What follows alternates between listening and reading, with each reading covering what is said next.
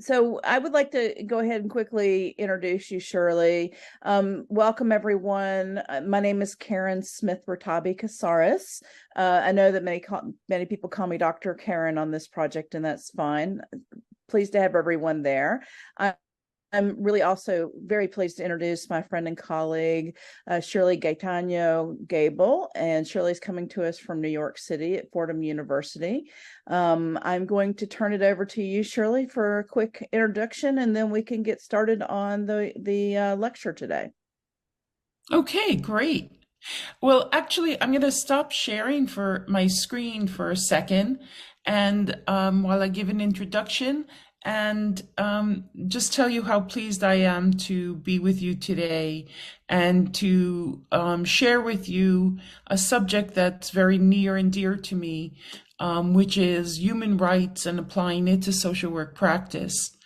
Many years ago, I was working with UNICEF and I became aware of how similar a human rights approach and social work practice, how much they had in common, but it really wasn't very well explored.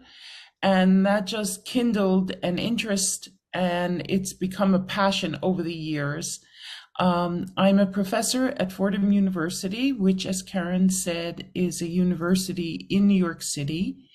And I have done most of my work in working with children and families, from being a caseworker to the community to working on larger scale,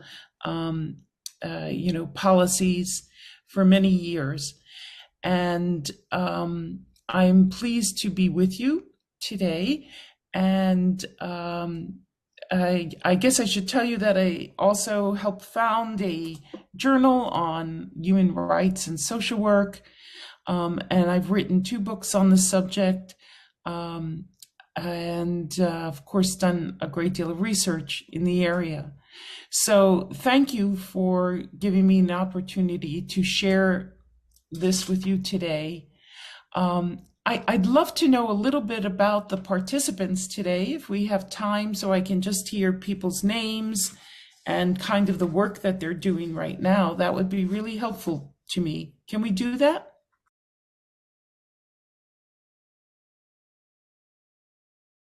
Okay.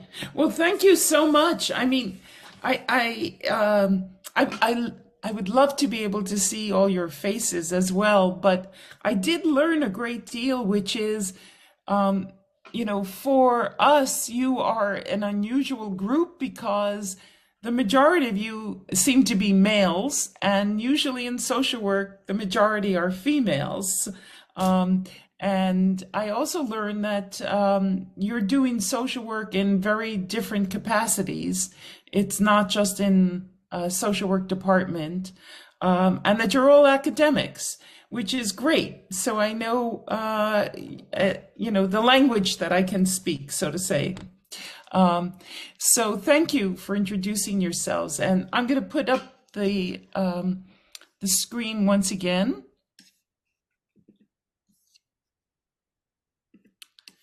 And we're going to, get started on this. So, okay, so when you take a rights-based approach, the expectation or the purpose is, by facilitating the realization of human rights, you will bring about justice. So if countries, if people, if businesses, if organizations all abided by existing to help perpetuate human rights, the belief is that we would have a more just world. And of course, justice can be defined in many different ways, but it allows for, in the human rights approach, it allows for a variety of interpretations, but that we would all be in a better place if we pursued the realization of human rights for all. So what I thought we'd do today is go over several topics, and this is just an outline of what I want to cover with you today. At any point, if you have questions or you'd like to explore something or something, whatever doesn't make sense to you, please speak up. And I'm pretty comfortable at this point going, off track and getting into a discussion that's important and meaningful to you. So, human rights, unpacking human rights, we're going to talk about the difference between a needs-based approach versus a human rights-based approach. We'll discuss the basic human right principles, the rights and responsibilities of human rights, the different kinds of rights that there are. We're going to spend some time talking about universalism versus cultural relativism and what that means for you in your own lives and practices. And then we're going to talk about the major international human rights documents and instruments. And then finally, I hope what we'll be able to do is to take what we've learned and apply it to a rights-based approach to social work practice. We'll also be spending some time talking about justice-related concepts such as power and oppression and intersectionality. Any questions so far? Okay, great. Okay. Some of you may be familiar with this. It comes from the IASSW and IFSW, and it's the global definition of social work. And you see right at the core of the definition of what it means to do social work are the principles of social justice, human rights, collective responsibility, and respect for diversities as being central to social work practice. And I think that's important for us to keep in mind when we are training social workers to understand that we're just not helping someone, we're helping people with this larger goal in mind.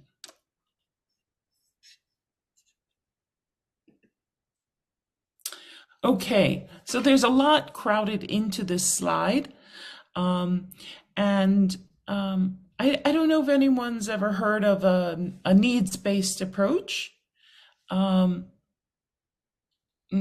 Is there any way you can tell me, have you discussed it or are you familiar with it?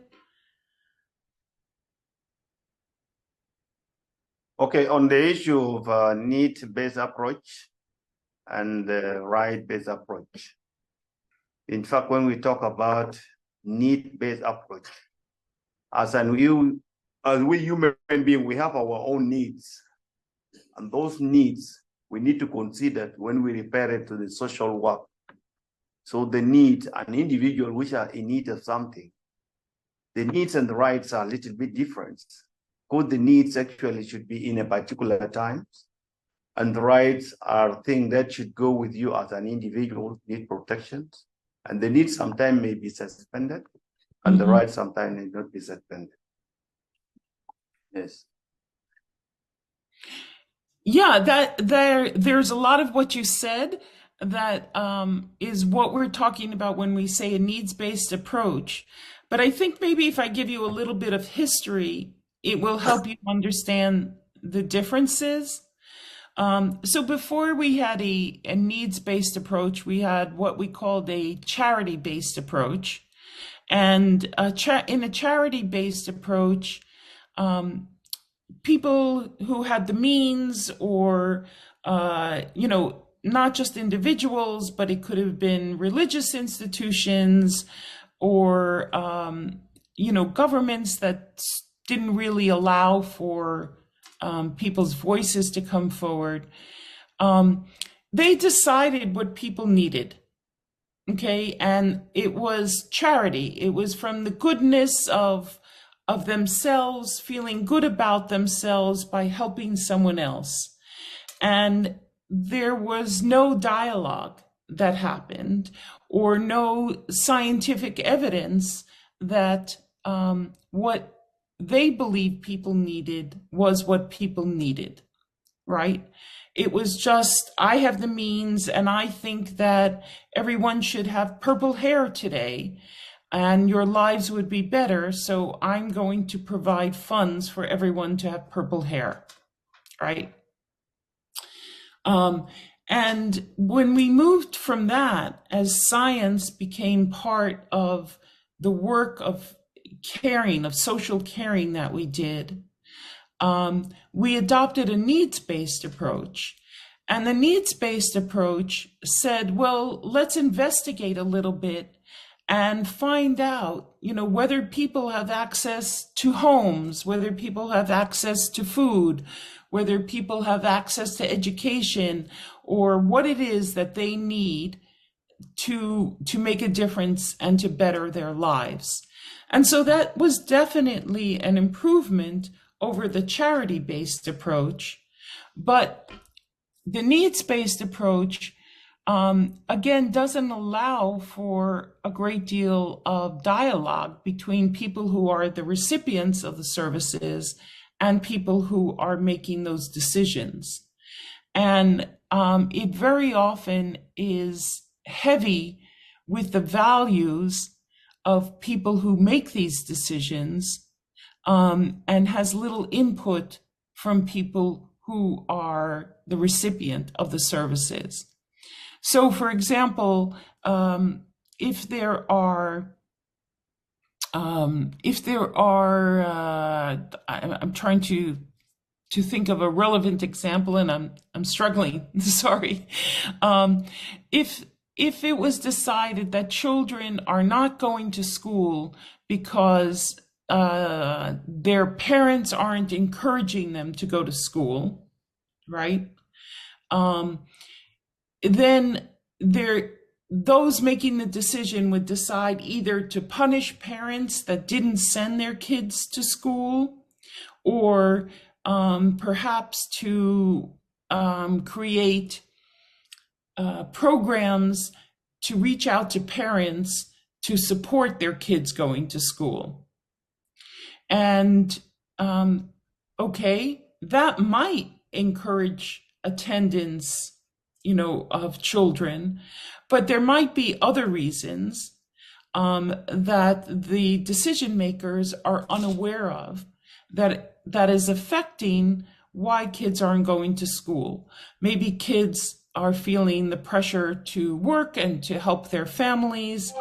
Perhaps there are safety concerns on the part of children on their way to school, or maybe there's something going on in school, but the decision makers wouldn't know this because they haven't heard from those who need the services or who are experiencing the situation that we're trying to better.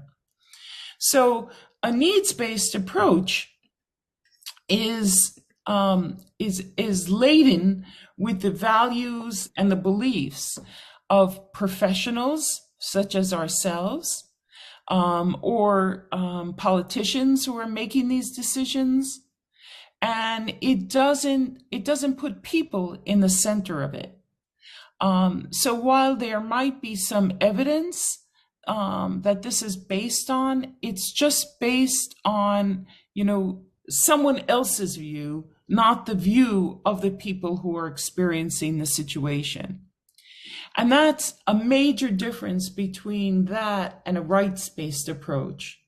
Because on a rights-based approach, we put at the center the idea that we hear from people who are experiencing the situation that we're trying to resolve, and listen to them about what is needed to make that situation better and give respect to these people, to the people going through this experience. In a needs-based approach, we define our goals and we work towards those goals. In a rights-based approach, those goals are evolving as we learn more about the situation and we learn more about what people are experiencing. We can adjust our goals to reflect and to improve how we are helping people. So in that sense, goals are never absolute in a rights-based approach. They're always evolving and they're, temporary. And they're anchored in the international human rights documents that we'll be going over today.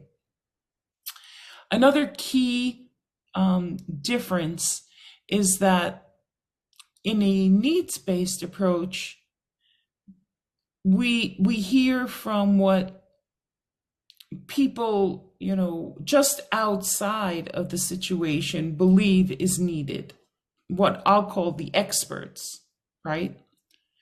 And that we may be treating the symptoms of the bigger problem rather than the problem itself. So we don't know whether we're treating the root cause of the issue or we're just treating the symptoms, and somehow the situation may get a little bit better, but it really doesn't take hold. In a needs-based approach, we try to get to the root cause of the issue and empower the rights holders or the people who are experiencing the situation to claim their rights, and to make sure that the duty bearers, whether it's government or other organizations, fulfill their obligations. How does the differences sound to you? Is it clear, the difference between a needs-based approach and a rights-based approach? Do you have any examples that you can share?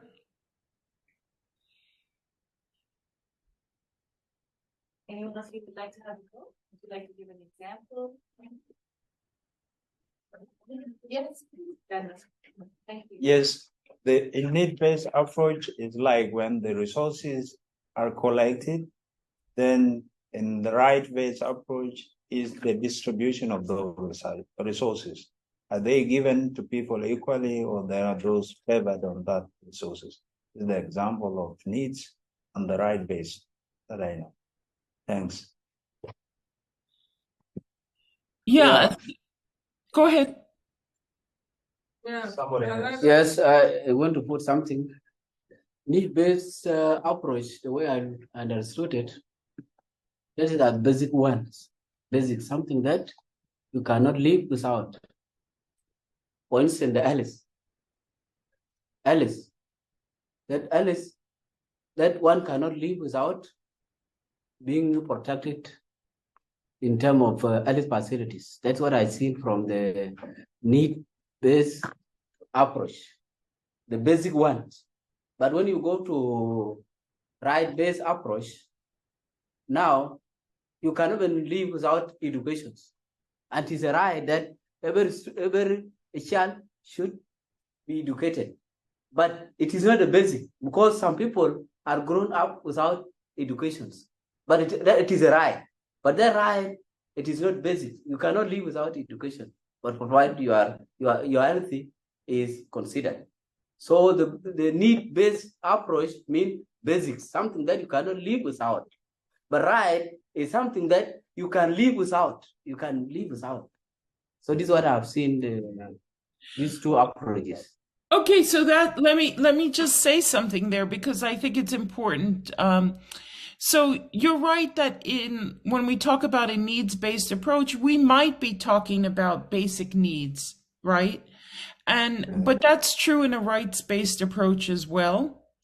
A needs-based doesn't mean that we're only talking about things like food or shelter that you need to survive. It could be anything that we are talking about that would make people's lives better. The difference is who's deciding what people need to make their lives better, right? So we could be talking about access to food, which is a very basic need, or access to water, which is a very basic need, but it's also your right. You know, you have a right to water and to food as a human being. And so it's not so much what is needed for survival that we're talking about in a needs-based approach. It could be, making sure that girls and boys are escorted to school, right, for safety issues. Or it could be making sure that when it rains, you have some kind of system that prevents flooding of your home, right? Those are needs that you have. It's how you understand what you'll do with it.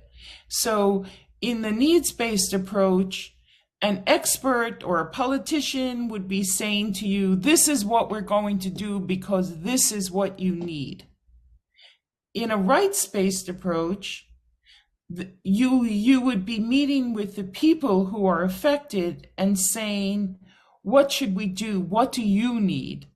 How do we solve this problem? And would this work? Let's try it this way. And if that doesn't bring the results we're hoping for, let's moderate it so that it will be more successful. Does that help you understand the difference?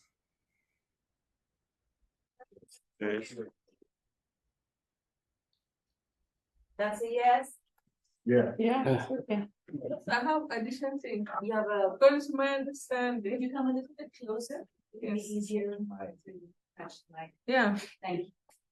For me, I thought need-based is like you go and assess people's problem and then you try to solve it. Yeah. And the right-based, like all children have rights to go to school and all that. Yeah. So the root cause, you have to look for the root cause. This is for need-based. And then for right-based, like a policy, something this is already there, make as a policy, then you have to be done. Thank you. Yeah, that was great. That was great. Yeah.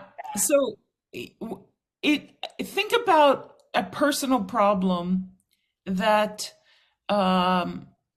you've experienced in the last couple of years, and think about if you needed help with this problem, and you went to someone and they said, this is what you're going to do. This is how I'm going to help you. Versus, and just think about how that makes you feel when, someone tells you, this is how I'm going to help you, and we're going to solve the problem this way. Contrast that if when you go and you ask for help and someone says to you, what can I do to make the situation better for you? Tell me what you're experiencing and what we can change together. And it's a very different feeling when you feel that you, as the recipient, have a voice in how you're being helped and people are listening to you. It makes you feel very different, and it gives you and your experiences a lot more respect.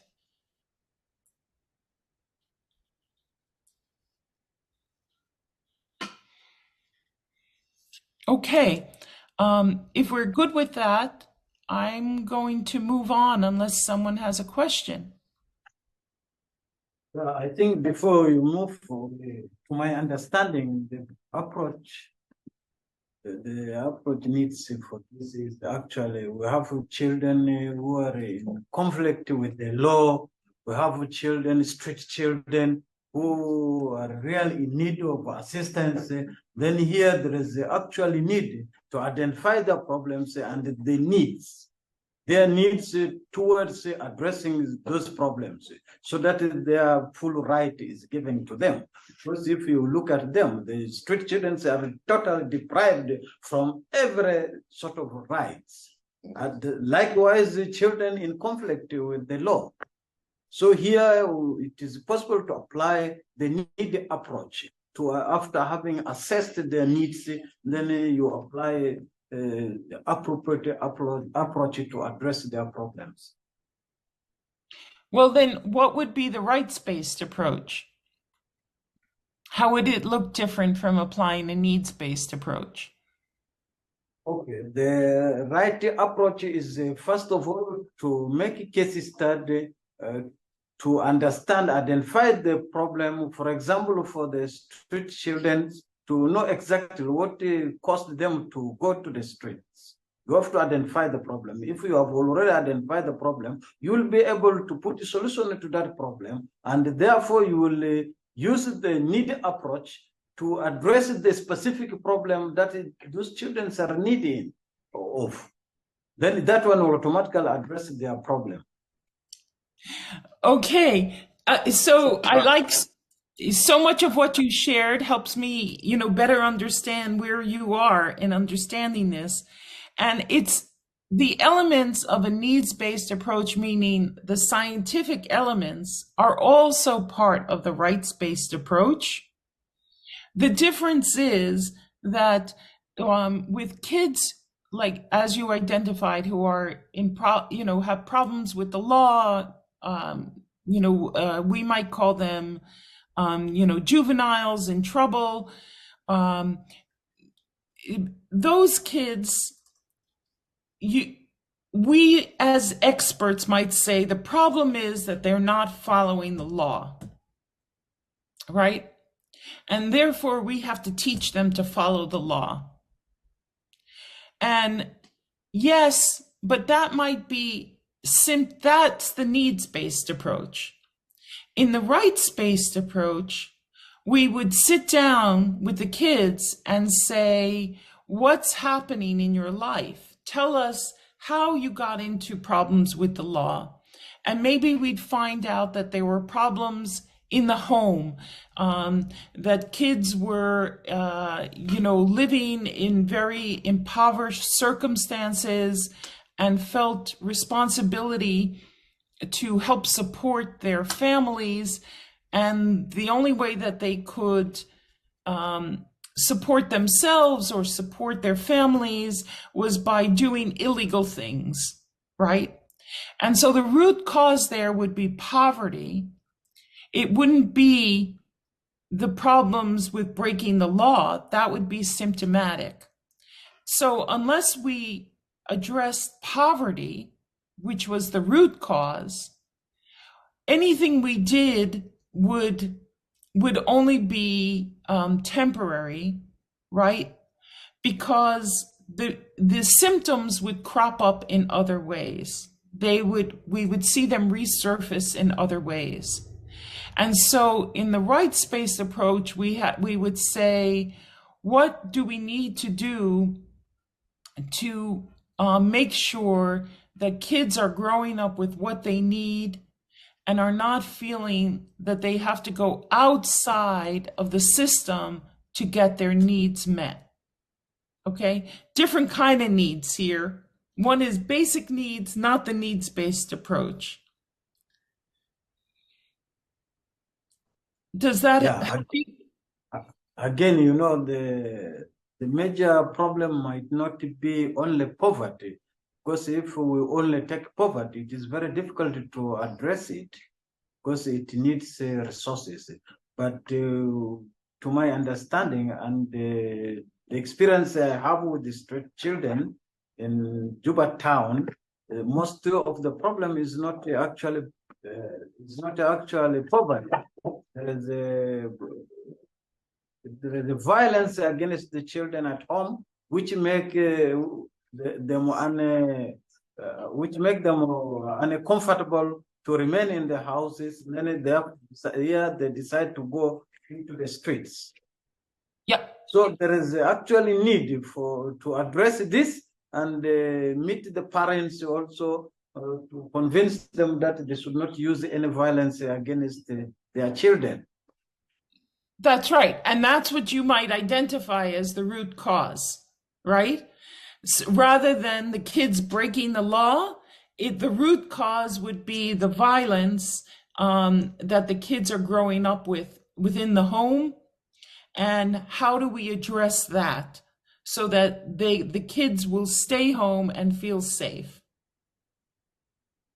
Yeah, we needed to at least keep these children safe from where they are in the streets and meet their parents so that we are able to reintegrate them with their parents. Otherwise, there will be problem again. And the parents need to be aware properly so that they don't penalize their children and force them to leave their homes.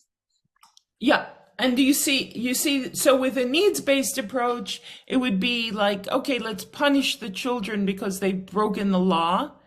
And in a rights-based approach, you've gone out, you've seen the families, you've seen the kids, and you said the root cause is the violence in the home. And that's where we need to target our help. Yes. Shirley, you have a comment here, sorry. Yes, I would like to say something. Is it possible, for example, to have the two approaches when you talk about, for example, street children? Because you can, like what was said before, you can identify what was their problems. They leave homes and then they live in the streets. So is it possible to have the two approaches? The right approach and then the needs approach for street children. Thank you. The needs approach versus the rights-based approach applies to everyone and every situation.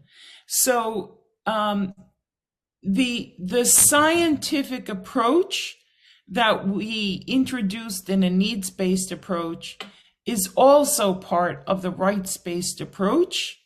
So the rights-based approach is the next level, right? So yes, in answer to your question, it's part of it. The rights-based approach incorporates a needs-based approach, but it also takes it to the next level in that it listens to the people who are affected by the social issue. And when you're talking about street children, it wouldn't just be your observations of street children in a rights-based approach.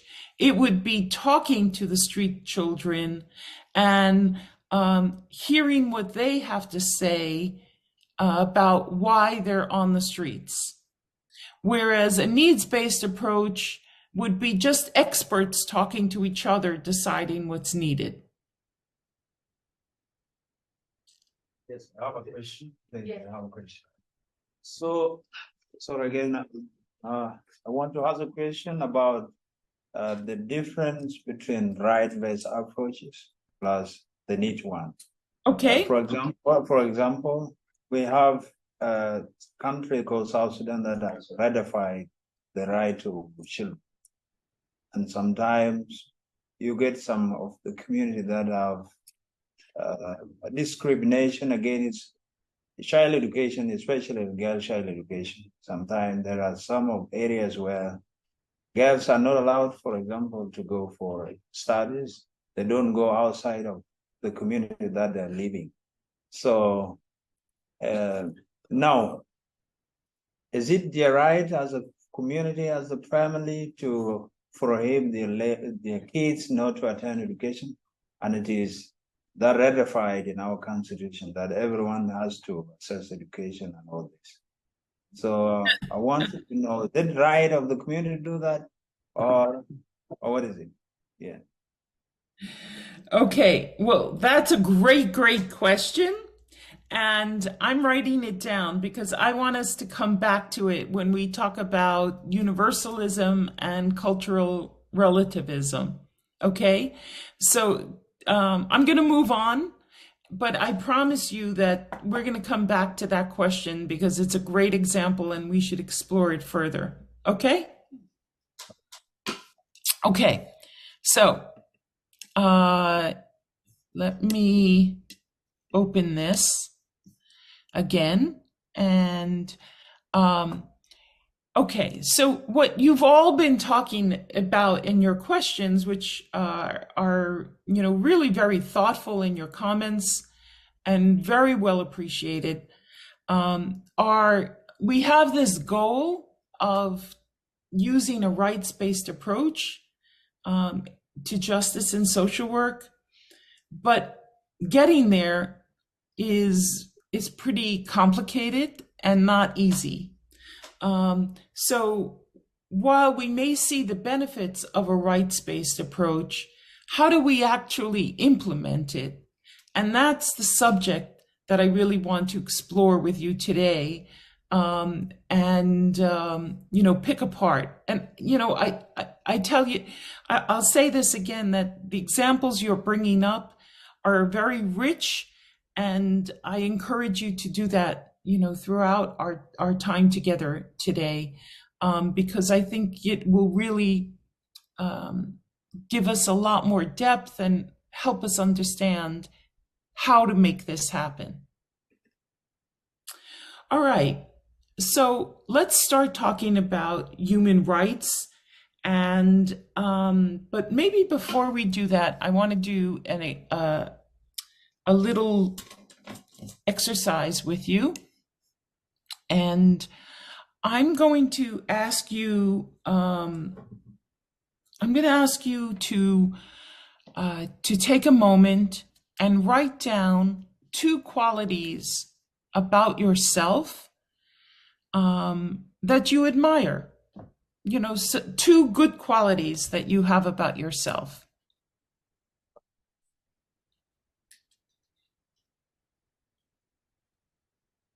So everyone write those down.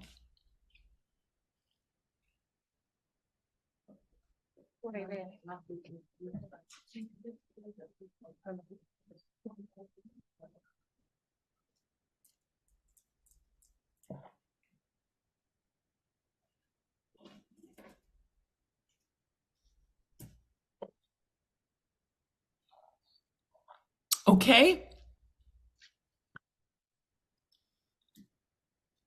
It shouldn't take you too long to think about that, right?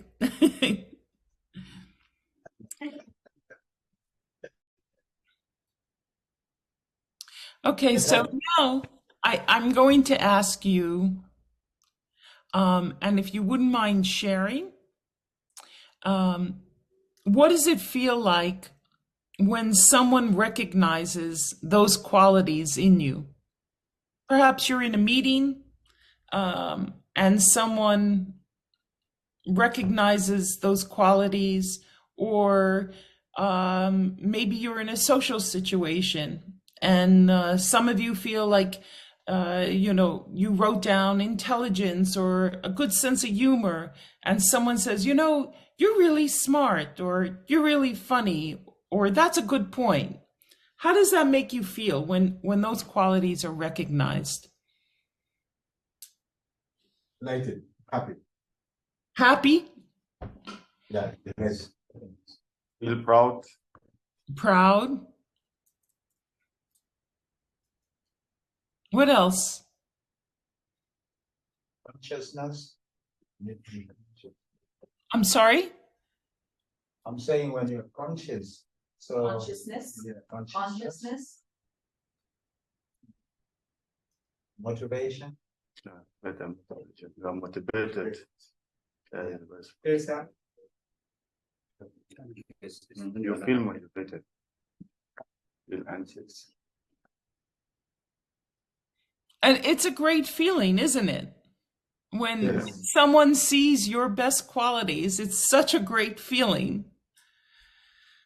And now, if I may, because I appreciate all the positive that you've expressed, I'm sure that we have all been in situations, whether it be at meetings or, in social situations, where we've said things or people have not recognized our good qualities or dismissed them or ignored them. So perhaps you made a comment, a suggestion, and that was like, no, right? Or you made a joke and people stared at you like, that's not funny at all. Or you tried to extend some kindness to others and it was just ignored. How does that make you feel? Discourage. You said when someone show you kindness and it is not appreciated, I just avoid you. Well, if that's what you wrote as one of the as one of your qualities, right? I don't know what you wrote down, but if that's not recognized, how does that make you feel? You don't feel comfortable, of course. Okay. One thing sometimes you feel that you have not shown that quality to the rest of the people, because something seen that will be appreciated. But if it is not seen, how that person know that you have that kind of quality? Let that quality to be seen in you first, and this is where people will appreciate. Mm-hmm. Like, Have you ever had the experience where you, I have tried to demonstrate the quality and you feel invisible, no one recognizes it? For example, like in one of my family, there was a person whom we stayed together, and then when my child saw that guy, he ran to the boy and with happiness. But when he reached the boy was greeting him as if they did not know him. Then I reacted to my boy and told him, now you have seen that guy is not responding to me. So never again go to him. Yeah. Are you disappointed? So the guy is not appreciated. Yeah, that's the point. He's not recognizing him again. As you said, that you might demonstrate it and no one is responding to your own quality that you have seen, people might even appreciate it. And if they have turned you down, you may even start ignoring, because appreciation has to respond with appreciation. And if they did not even appreciate what you demonstrate to them, you show them the best quality of yourself. And nobody is even taking care or taking notice about it. You kept silent. You may not be hungry because they have not appreciated. Yeah. Yeah. And I all of what you're saying is making me, I think you're making the point that when you feel that those qualities in you are recognized, you feel supported, you feel respected, right? Yes. And when they're not, you feel like you want to withdraw. Maybe or you feel low. You feel low. You don't feel valued. You feel disrespected, right? Yes. And when you recognize and you give respect to other people, right? You give them dignity. Sure. Just as when someone recognizes those qualities in you, they show respect and they give you dignity, and you feel that you belong and that you want to do more. Yeah. And this is the fundamentals of the rights-based approach, of giving dignity to others by showing respect for one another. I'm not saying you have to agree with everything that is happening, but you can say, I hear you. I don't agree with you, but I hear you. Just the ability of saying that lets someone know that you're respecting them, even though you have a different point of view, right? Yes. And that makes such a difference, and it makes you feel like you're part of a circle as opposed to being pushed out of a circle. And really, that's when we take a rights-based approach, that's what we're trying to do, is just give dignity by respecting one another. And that's the basis. And we could end the training now, because if we could all do that in our work, then we would have achieved a rights-based approach. But instead, we're going to learn more about how we built upon this and the different ways that we can do that. But I hope, this simple exercise helps you understand, what is the essence of the rights-based approach here, and why it's so important that we give dignity and respect to one another. We don't have to agree, but we have to listen, and we have to acknowledge that someone else has a different opinion than we do. And certainly, we all know in our life, we've all had these challenges where that has not happened. And the result is more conflict, more violence. What we're trying to share is an alternative approach. That if we start small by teaching that we respect one another, a lot of we're planting seeds that will grow to more harmonious situations where we all take better care of one another without being threatened by each other. Okay. Thank you for your participation in that. It's just really important. And as I said, the basis of the rights-based approach. All right. So, yes, is there a question? No question. But there's one thing that I want to get it before we go ahead. Yeah. On the right-based approach, by the way, when we look in the content of the social work, well, by the way, we are dealing with those who are in need. So when you are making such kind of approach, you mean that you have to eliminate some of the things that may hamper their rights, or you may realize what can even make them at least to get what they need. And I think these two approaches are vice versa. You cannot do other in the absence of the other one, by the way, when we look at that context.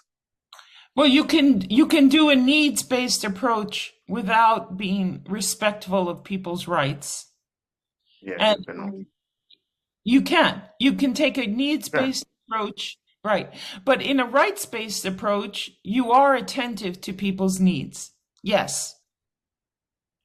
And if you made the need, we mean you have already realized the rights. It is the rights of the need. That's why to give you that needs at least to do something to them, to make change, or you do something best for them. That's the right, by the way. That's why I've said both of them, they are going hand in hand. Well, in a needs-based approach, the rights, you don't necessarily recognize people's rights. And that's why we're learning a rights-based approach, because in a rights-based approach, it's the next level. You incorporate the needs of people by understanding better from the people what their needs are. All right. Yes, it's Go a ahead. comment. I think if I can understand you better, you mean that for the need-based approach to be addressing that needs, it should emanate from the real person who is in need of that word assistance, because he or she is in a better position to tell what he or she's need, what she's in need of. Yes, thank you. Yes. Thank you. Thank you. Yes. So in the exercise we just did about human rights and human dignity, the rights-based approach is based on that you make people feel valued and that they belong, right? In a needs-based approach, you would not necessarily care what people are feeling or what their opinion are. You would just be a small group deciding what it is that people need without and ignoring them, right? Okay. Yes. Thank Okay. you. Yeah. Yes. Okay. So I'm gonna. I feel like we should keep on going forward here, and I want to start unpacking what does it mean. Oops. So in this example, now the question is, who has human rights? A criminal, a migrant without legal status, a citizen. All of the above. Okay, I heard all of the above. Does everyone agree? Anyone with a different opinion here? Well, say you more. All of them is that. All of them is that. Then all of the above, yes. It's pretty unanimous. All of the above. Criminal has a right. Criminal has a right. Well, excellent. That's the correct answer. Everyone has human rights. And in fact, every human being has the same human rights. Okay? And we have these rights by virtue of being human. We have the same rights no matter who we are, where we're born, the circumstances we're living in. We all are bestowed with the same rights, okay? And it's not that a government gives us these rights, it's that we have these rights because we are human. And when we talk about human rights, we're talking about a set of standards that allows us to live with dignity, freedom, equality, justice, and peace.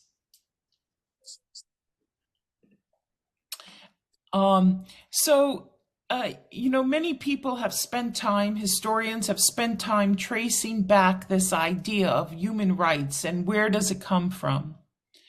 And it goes back thousands and thousands of years, and it can take different routes depending on what your philosophical orientation is. So we know that this idea has been around for the longest time. But when we talk about modern human rights, we're talking about what happened during World War II and how the world woke up to the idea that we can no longer accept circumstances like that. As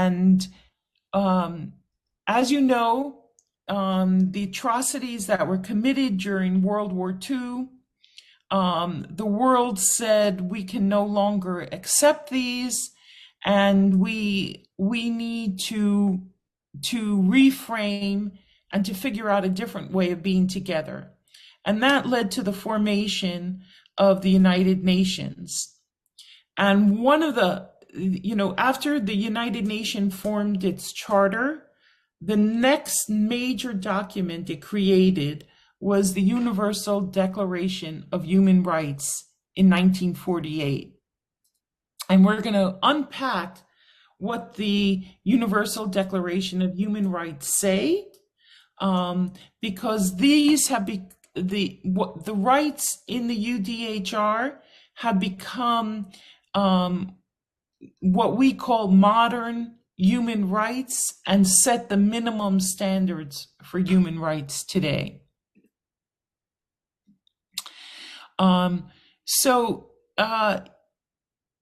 There's a long, history that we're not going to go into on how the UDHR was created. We'll make some comments about it as we go along. But as I said, it was, signed and proclaimed on December 10th, 1948. And it's been translated into over 500 languages. So the UDHR has 30 articles. And there's a link which I don't know, do you have access to computers in the room that you're in right now? Yes. Okay. There's just the one that we're using for the training, for the session. Okay. I wasn't sure how that was going to work out. So let me just read a couple of these. So Article 1 is to be free and equal in dignity and in rights. Article 2 is to be free from all forms of discrimination. Article 3 is about living freely and safely. So the right to safety. Article 4 is to be free from slavery. Article 5, to be free from torture or cruel, inhumane, or degrading treatment. Article 6, to be legally protected in the same way as everyone else. Article 7, to be treated fairly under the law. And by the way, I'm going to ask you as I recite these, that you write down 2 rights that you find particularly important. Article 8, to seek legal help if your rights are not respected. Article 9, to be free from arbitrary arrest, detentions, and exile. Article 10, to a fair and public trial if you are accused of a crime. Article 11, to be presumed innocent until proven guilty if charged with a crime. Article 12 is a right to privacy. Article 13, to choose where you live and to return to your own country. Article 14, to seek asylum in another country if you are being persecuted. Article 15, to be a citizen of your country. Article 16, to get married and start a family. Article 17, to own property alone or with other people. Article 18, to practice your religion freely or to change it. 19, to think and say what you like and to share information with other people. 20, to participate and organize peaceful protests and meetings.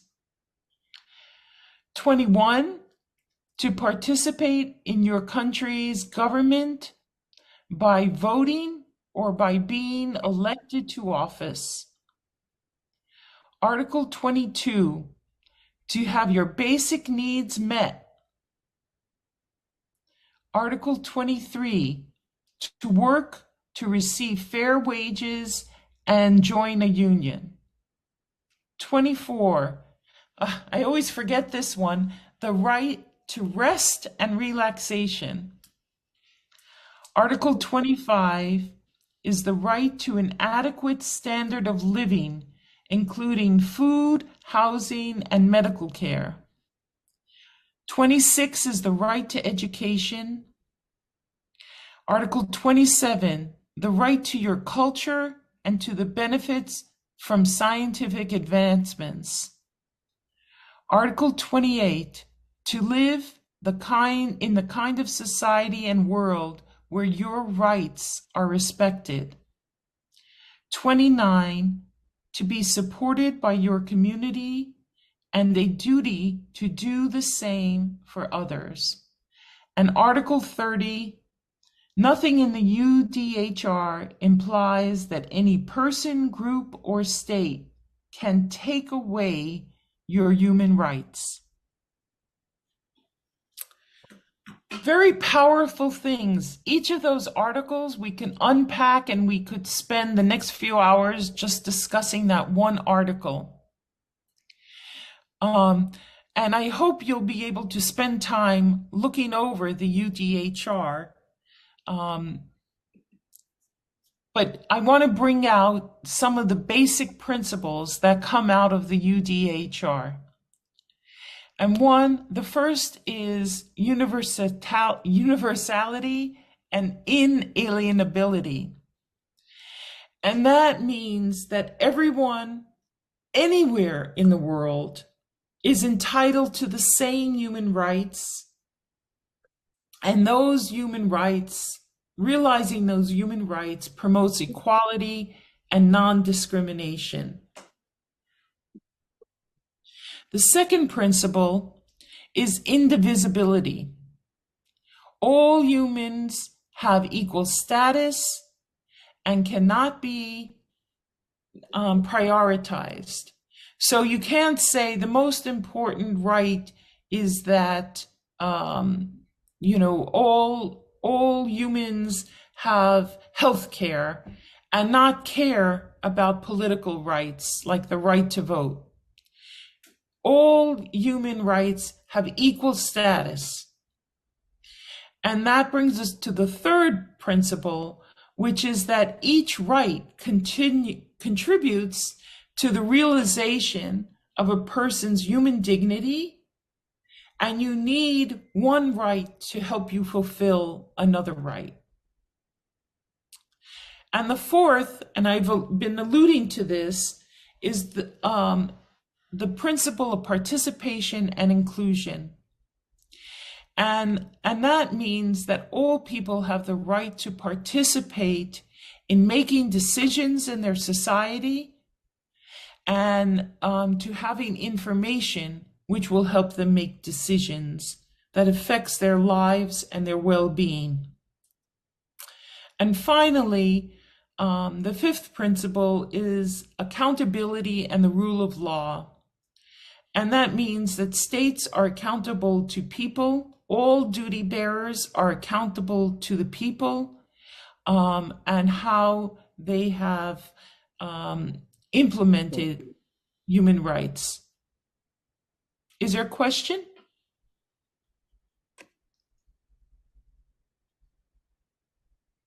Okay. So if I can ask you to just write down these human rights principles very quickly, and then I want to do another exercise with you. I'm going to go back to this slide, okay? Yeah. And I'm going to ask you to, I can't call on you, unfortunately, but can someone just pick one of these articles and explain what you think the article means? Like, give an example of how you would apply it in South Sudan. Does anybody want to go? Out of all the 30 articles that are here, okay, choose one. Article number 1. Okay. Every person is born free and equal. every person is born free and equal. That means since everyone is born free and equal, that means no one has a right to discriminate everyone on any basis, because every person is born free and equal. So they should be treated also equally. Beautiful. That's beautiful. Okay. Now I'm going to ask the person that, is there someone sitting to the left of you? Yes.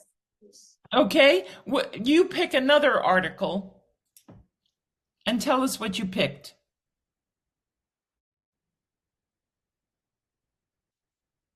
Any article you person. Can I pick one? Okay, we have volunteers already. All right. Okay, Article 26, which says that everybody have a right to education, despite of your sex, if you are a girl or a boy. Because in South Sudan context, we have issues with girls' education, because according to culture, sometimes it says that a woman will get married.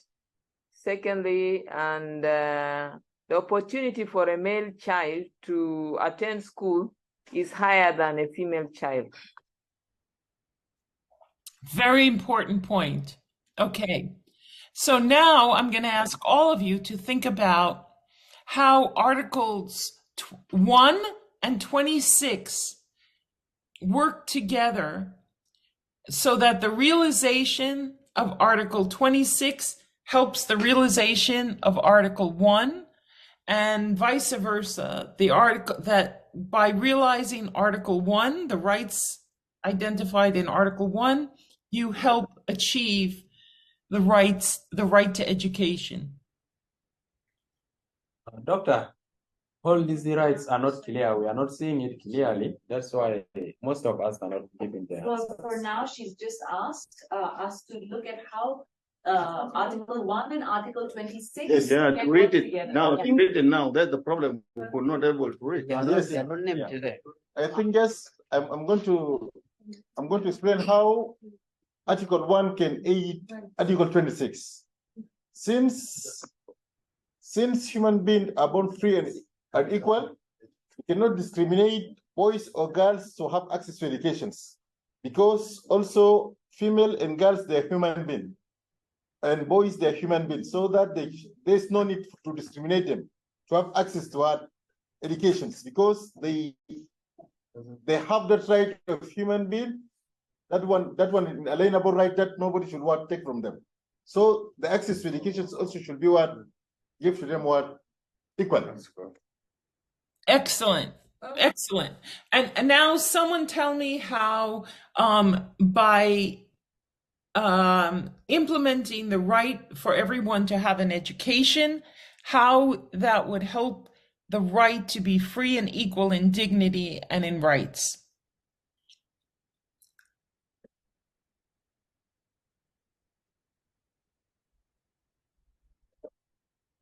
Unless Okay. you want to chat, and then maybe we can come back to you. Yeah, sure. Please go. All right, let her repeat. The question. Would you mind to repeat the questions? Well, let me help you. I mean, you clearly understand how Article 1 helps achieve Article 26, the right to education, right? Okay. And I'm saying, what I asked you was how the right to education helps everyone to be free and equal in dignity. Okay, thank you. In fact, Article 1 and Article 26, according to what he has said from the first place, how they help one another or they support. By the way, both of us, the male and the female, we are all equal. And if we achieve the same education, I think we can make our environment or our life more simple, because our contribution must contribute to promote kind of life. Okay. Can I add something? Yes, of course. Yeah, now, as we have seen in Article 1 and 26, this one says that the first one is free to stay, the other one is to take education. Like, for example, when you get education, for example, with my fellow colleague, we get the same degree and it's the same paper. In the community, we are all given the same weight. And there is rights, there is human rights here. I think we have been given dignity the same. Because whenever we go to any place, he's an intellectual and I'm intellectual, we are all given the same place. It gives us dignity. Beautiful. Yes. Beautiful. Madam, I would like to react to my colleagues in another way. Article 1 and Article 26, yeah, they look symbiotic, but given cultural attachment in our community as people of South Sudan and in some of the settings of our cultures, boys' birthdays are celebrated more than a girl's birthday. To the extent of we believe, some communities believe that when you give birth to a boy, you have given a care to the throne, like during the time of kingdom. The birth of a boy is a man who takes over from that family. Since in our settings here in South Sudan, I don't know in US, in South Sudan, we believe a girl is going to go to another family and another community, sometimes at a decent close. So because of that, boys are treated in some of the communities within our country with more respect compared to the girls. And this is in conflict with the Declaration of Human Rights. Why? Because number one, girls have no rights to own properties of their families. And yet in the Universal Declaration, Article 1 say what? Each one has a right. And number two, you find girls' chances of being supported in school. In my community, I came from I can say I came from the southern part of South Sudan. In my community, in particular, if a man gives birth to six children, of the 6, 4 are girls, he will prioritize the first 2 boys, and then later, see if he has enough resources, he will now what? Push some girls, but boys are the first priority because they are going to defend the family. Now in this, these cultures are fighting against the Universal Declaration of Human Rights, which I see is one aspect that makes the two not to what? To be, though they are correlated, but the other one cannot provide security to the other one. Thank you. I remain Kenyan. Thank you. What a great example, and explaining it so well. And that's the point, really. Like, the more educated, the more people who are educated and have more knowledge and have better understanding of their rights and this situation of where we are in the world, the more that the less discrimination is likely to exist, because people understand that rights belong to everyone, right?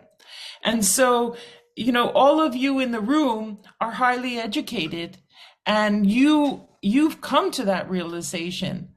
But people who have not been as well educated as you are, and not exposed to the UDHR and to the knowledge of higher education, won't understand that all they know is what the knowledge that has been passed down to them from their relatives, right? They have not had the opportunity to expand that knowledge.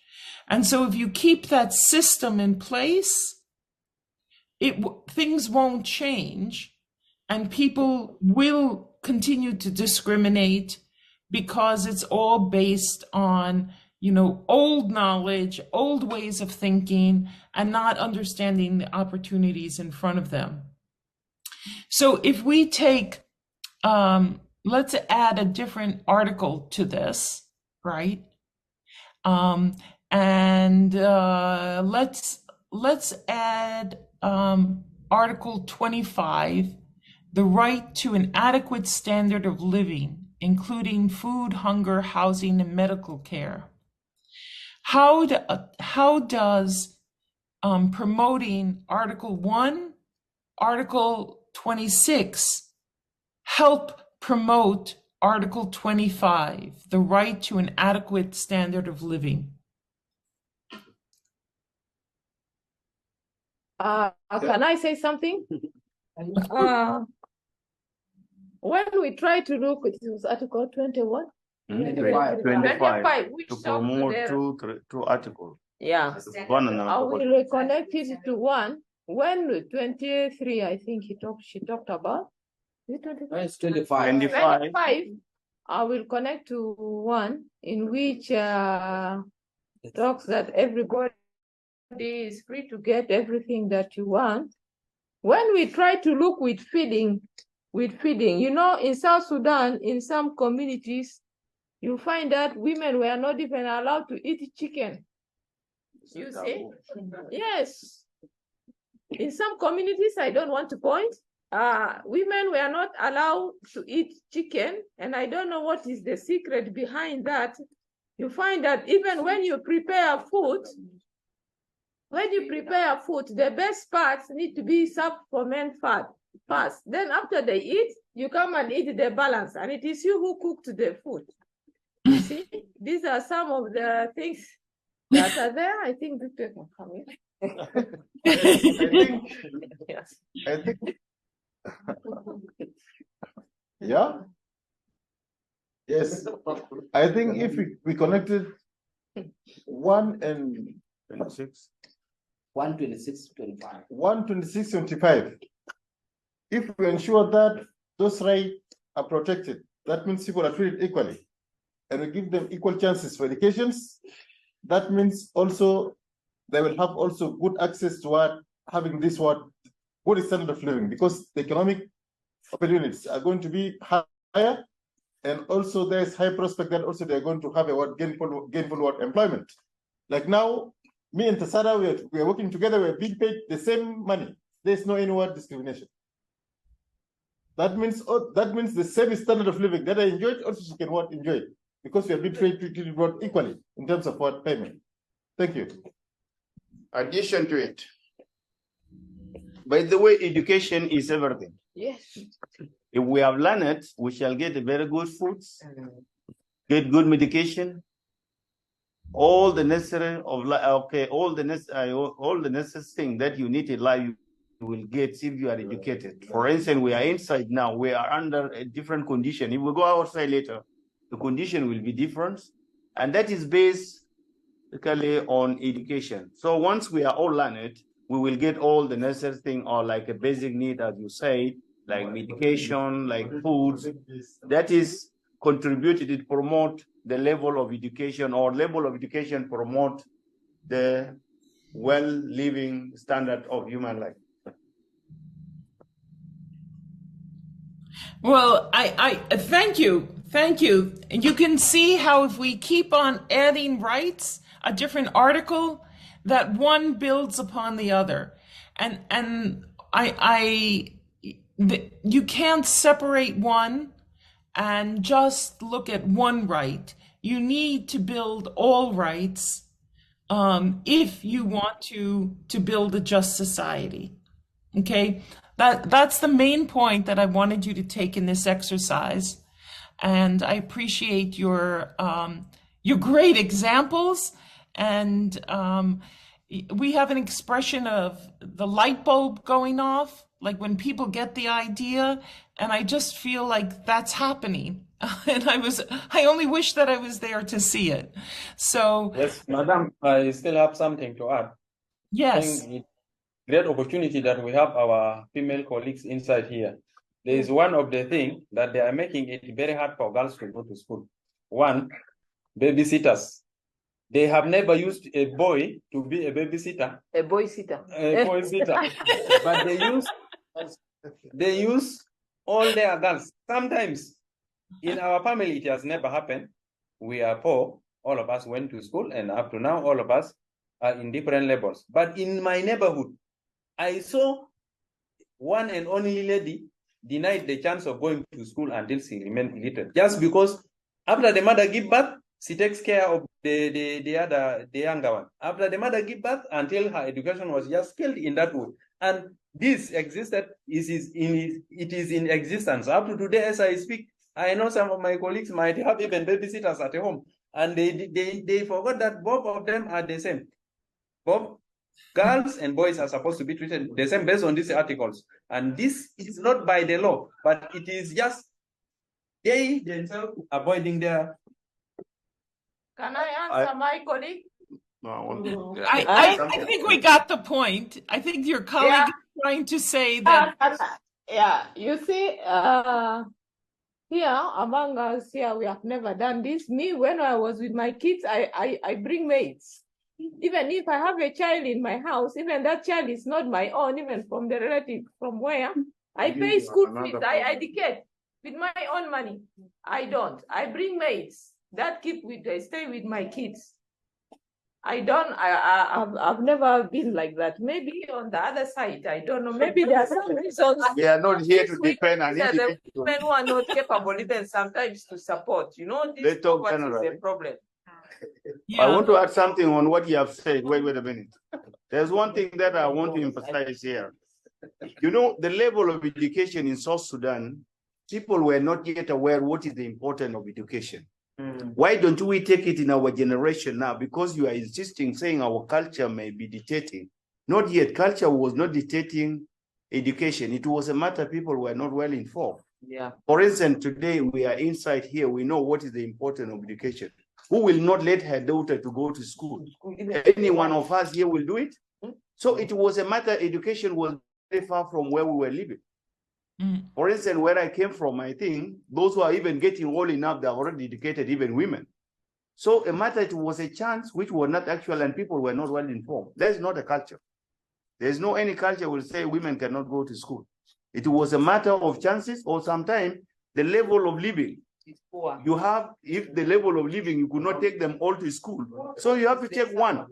Even some boy will remain and then you look for one boy. Even from the past place, we were having a very, very serious observation. If you see that boy is very active, you may not allow him to go to school. Yeah. The lazy one. You just see the lazy one, that this boy will not help me, let him go to school. So it was a matter that education was not as a priority. But today, we have realized that education is very important. And that's why we are here to communicate or to disseminate what is the importance of education. Why we don't even take our daughters to school, our girls to school. That's the level now today. But the culture, we must forget about it. I think what there's clearly a lot of gender discrimination. And I think the point is that it can also go both ways. It can go both ways. That we tend to see women as being only capable of nurturing children, and we don't understand that men may have skills in that area, but the discrimination is, as it is today, and from what you've said, is very heavily against women in the culture. What I'd like to do right now is to give you 5 minutes to stretch your legs and to just move around, and let's come back and continue by unpacking what some of these international human rights instruments are. Okay, so let's take 5 minutes, and I'll meet you back here. Yeah.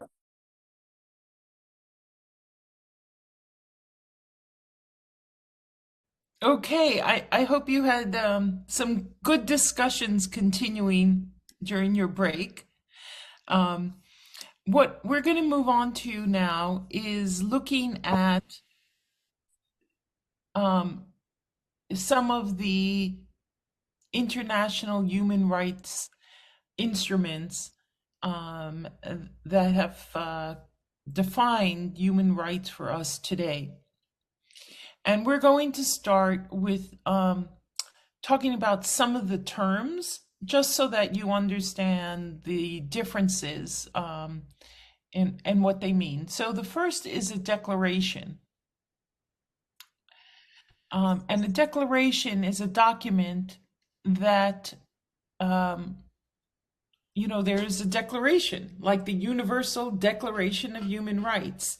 It's something that was passed by the United Nations, but it may or may not be agreed to by all the nations.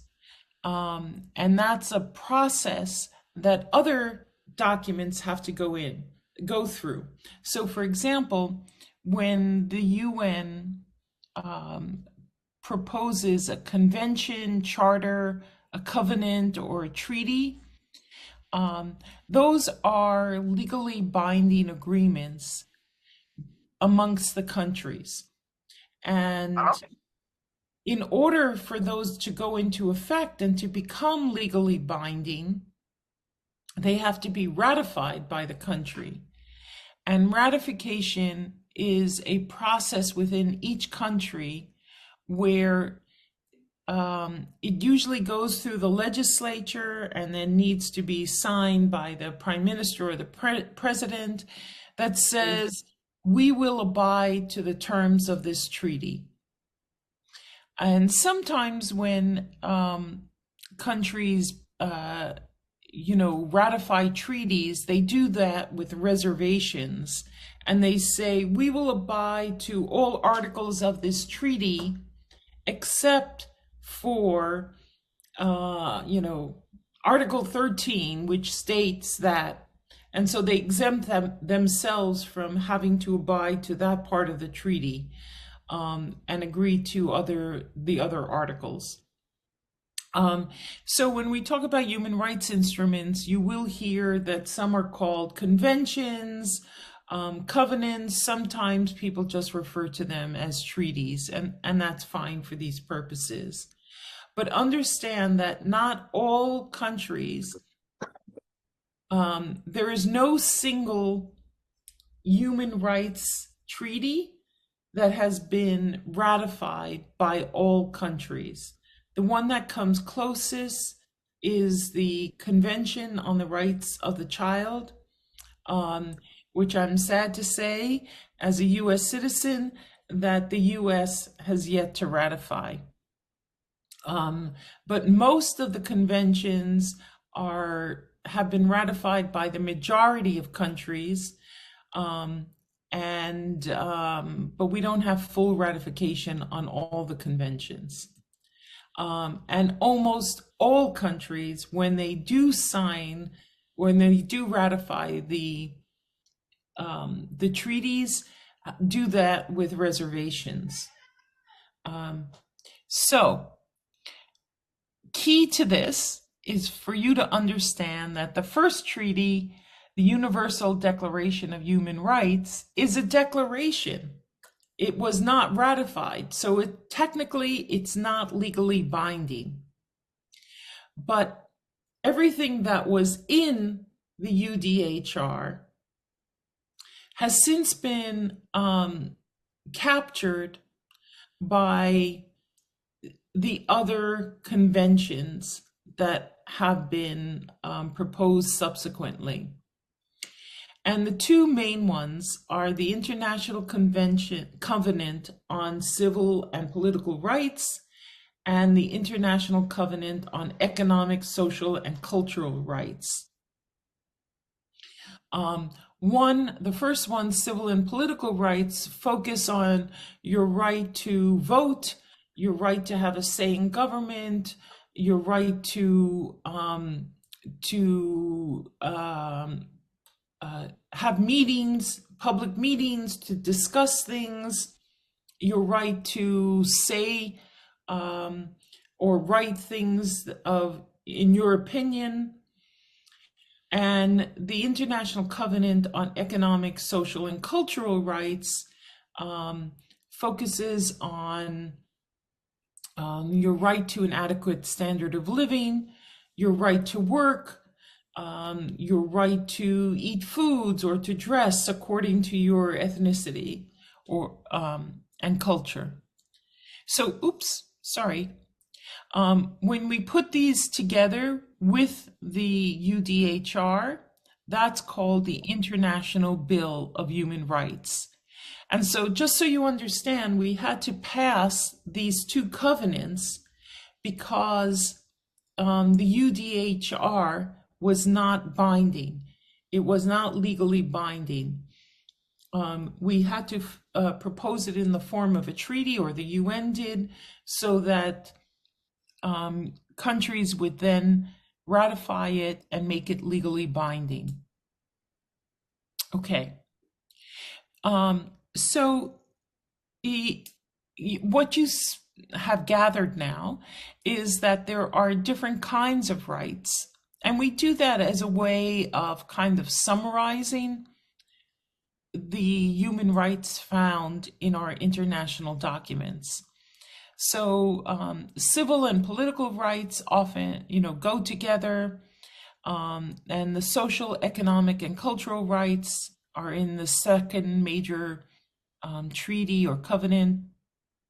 And most recently, we've added environmental rights. The UN passed a resolution in 2022 that says we all have a right. It's a human right to a healthy environment. So civil and political rights are about the freedom of speech, as I said, participation, culture, voting, and the economic, social, and cultural rights are about your right to work, to economic security, when you can't work, food, shelter, education, health, and cultural practices. All right. So, of course, I'm just trying to summarize all the human rights treaties that are out there. And you should know that there are 9 core international human rights treaties. And the treaties all expand upon what was in the UDHR. And they might relate it to specific populations or specific situations, and give more detail what is meant by that and interpretation of what is meant by that. In addition, some of the treaties come with optional protocols. So after the treaty or the covenant or the convention was proposed, subsequent to that, it was decided that special attention needs to be paid to another aspect that was not fully covered in that original treaty, and those are called optional protocols. And here are the major human rights instruments. And I'm sure that many of these are familiar to you. We talked about the Covenant on Civil and Political Rights and the one on Economic, Social, and Cultural Rights. But in addition, one of the original conventions was the Convention on the Elimination of All Forms of Racial Discrimination. And there's a very broad interpretation of what is meant by race in this covenant. In addition to that, we have CEDAW, which is the Convention on the Elimination of All Forms of Discrimination Against Women. And we have the Convention Against Torture and Other Cruel, Inhumane, and Degrading Treatment or Punishment, the Convention on the Rights of the Child, one on the protection of all migrant workers and members of their families, the Convention on the Rights of Persons with Disabilities, and the Convention for the Protection of All Persons from Enforced Disappearance. So in the next column, the middle column, that column shows that the date that this was put forth by the United Nations for countries to ratify. And the last column shows the UN committee that is responsible for making sure that these rights are being enforced.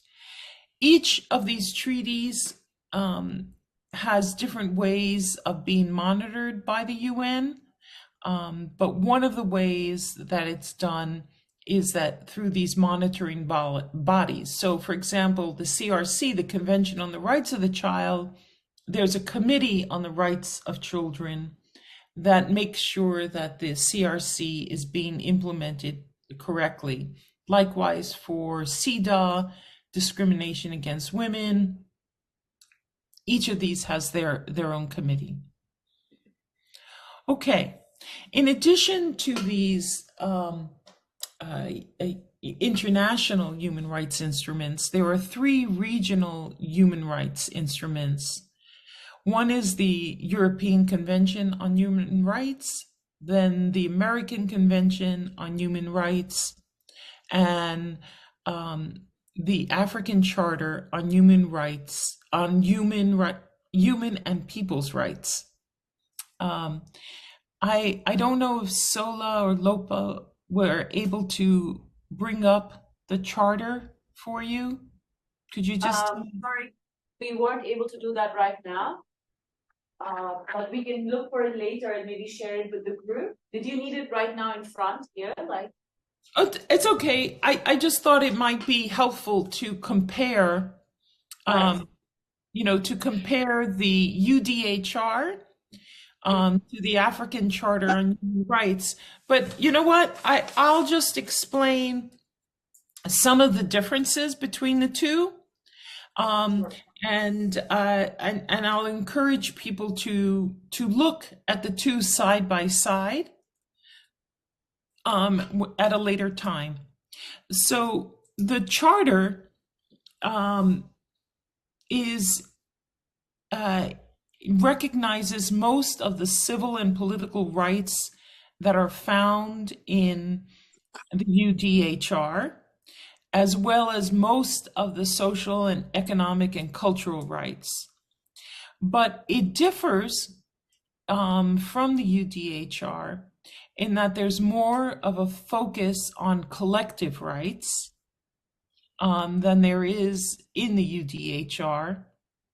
And that's one of the major criticism of the UDHR is that at the time it was being formulated, even though there was representation from around the world, the dominant thinking was that from people from Western countries.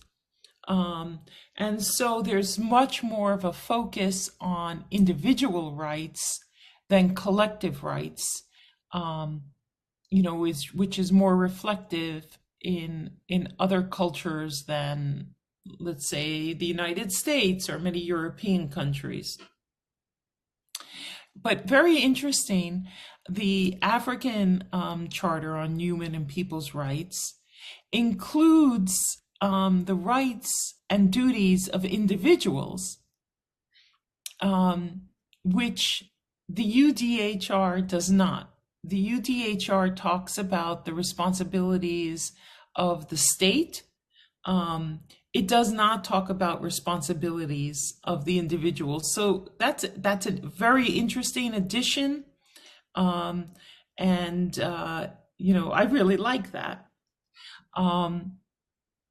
And another controversial difference is that the African Charter talks about the African tradition of human rights based on the values of African civilization.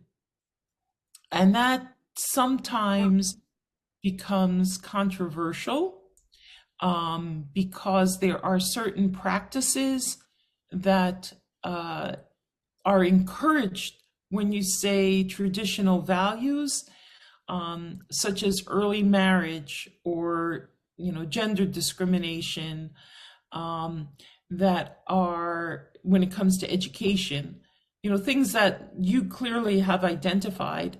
And I think that that is important, that you understand that that's one of the pieces that's been seen as a little controversial in the African Charter.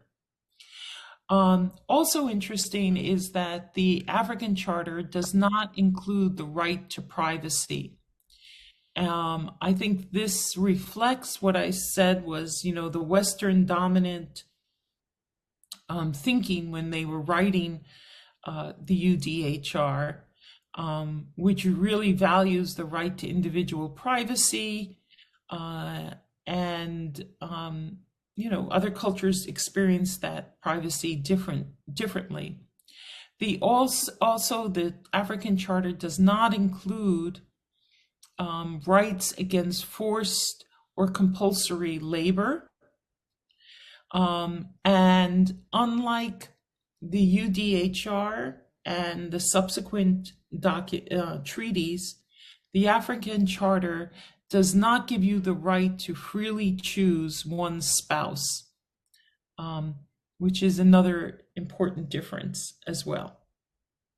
Any questions before I go on?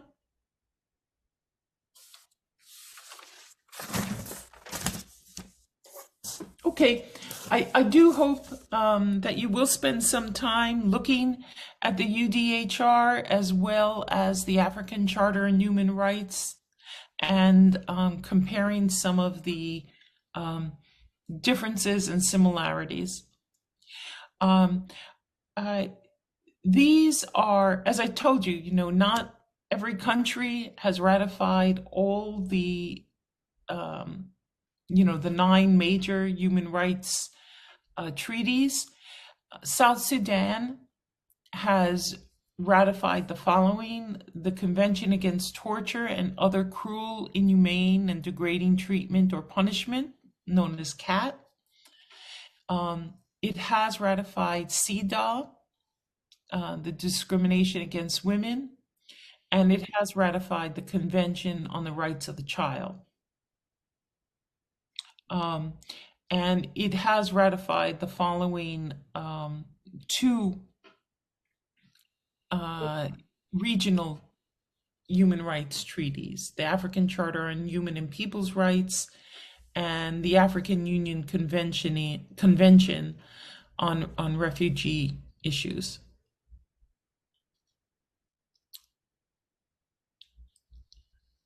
Okay, I'm going to keep on going if there are no questions then. So next I want to talk about, those are the basic documents. And it's important, just as we spent a little time earlier looking at the UDHR and talking about some of the articles, the more you look at it and you talk about it, you realize the implications of it. And I encourage you to do that. Today, we're just able to have an overview and to make you familiar with their existence. But you should spend more time looking at them a little more closely. I want to talk to you a little bit about,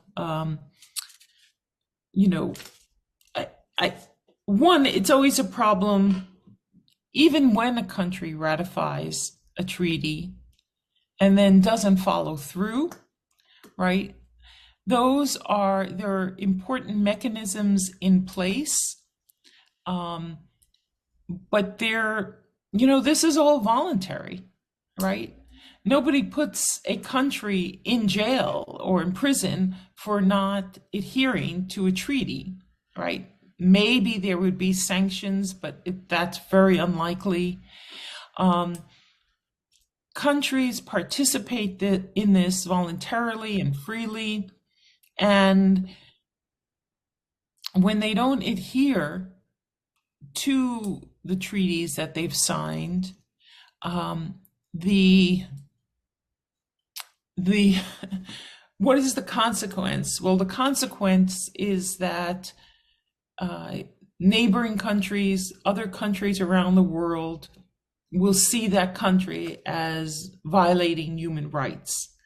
And that's not usually a label that any country wants to have. But it is a challenge to have countries adhere to the intentions of the treaties. And we do that in, several ways. We always keep in mind that our focus is on the people and lives of people, and governments are an instrument of bettering people's lives or making people's lives more difficult. So we never want to be too harsh in our responses against governments, because who ends up suffering? It's the people themselves, right? Of course. So that's one of the challenges. But some of the other challenges, I didn't advance this slide. So each country, especially when they've ratified, has these following obligations. One is to respect people's rights, and they do that by not depriving people of a right or interfering with people exercising their rights. To protect others, such as private actors, from violating the human rights of others. So if there is a business or if there is a group that is outside of the government that is targeting certain groups of people, it's the responsibility of the government to protect those people from human rights violations. And the third is that governments have the responsibility or the obligation to fulfill human rights. And they do that by taking actions to help realize basic human rights. So the right to education means that, the government has the responsibility to help facilitate that access to education is available to all people. And the right to health means that there should be health clinics, and that there should be hospitals and health practitioners available to people and accessible to people. It doesn't mean that they have to provide that itself, the service or the benefit, which very often they do, but they can also help the facilitation of others providing those services or benefits. Questions? Yes. Yeah. I have questions. If the member countries that sign these treaties are not punished for failing to fulfill or live up to the expectation, what will be the importance of these treaties to the world? Well, it's, we're talking about human beings.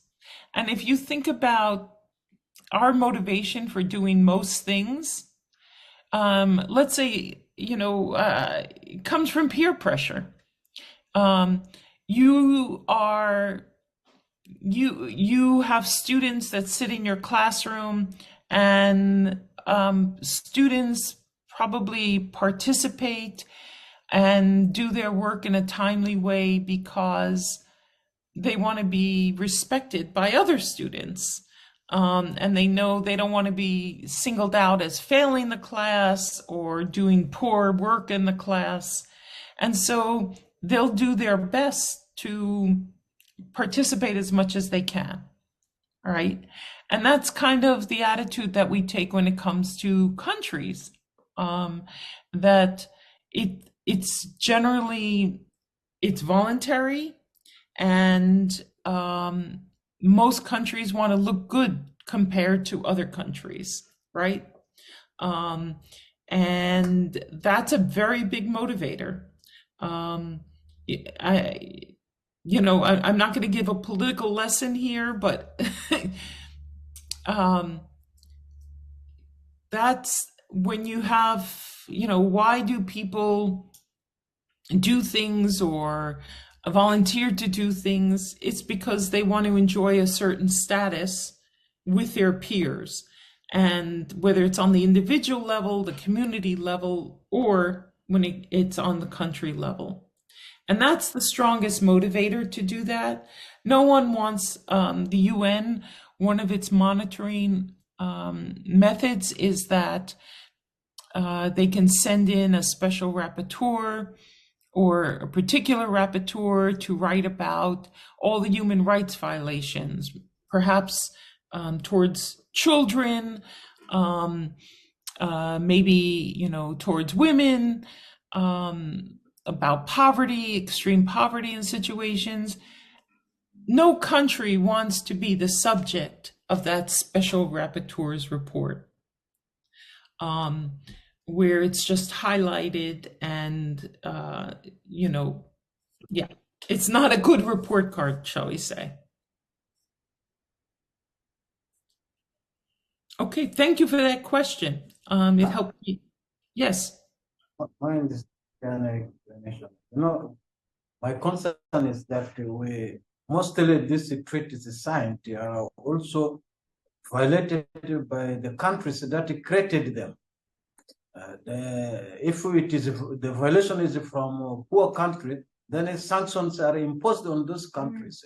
But for the countries that created it, they protect themselves by the vetoes that they have. Then this one makes even implementation very, very difficult. While those who are working on humanitarian agencies try their level best to do it, but because they also receive their salaries from the advanced countries, the countries that created these treaties, then they are not able to implement this. So I don't know, how can we overcome these challenges? You're correct, and it really is a challenge. I know years ago I was working in a neighboring country to South Sudan, and the government at that time was being very restrictive about how NGOs could work in that country, and all their actions had to be approved by the government. And if they didn't like something that the NGO was doing or the way they were delivering services, which in many cases was humanitarian aid, they would just out that NGO from the country. And the NGOs got together and said, what are we going to do about this? How much pressure can we apply? We can withhold aid and say, this is not right. It's only going to certain people, to certain populations. But then who's going to suffer? The people who are going to suffer are the people that you're trying to help, not the politicians who are doing this. And so it's a true challenge. If you have ideas of how we can make this more effective, please, by all means, share them. It's a very difficult situation. And when you take into account that in the end, we're trying to help people, and we have to be cautious that our sanctions or our reports don't hurt the people we're trying to help.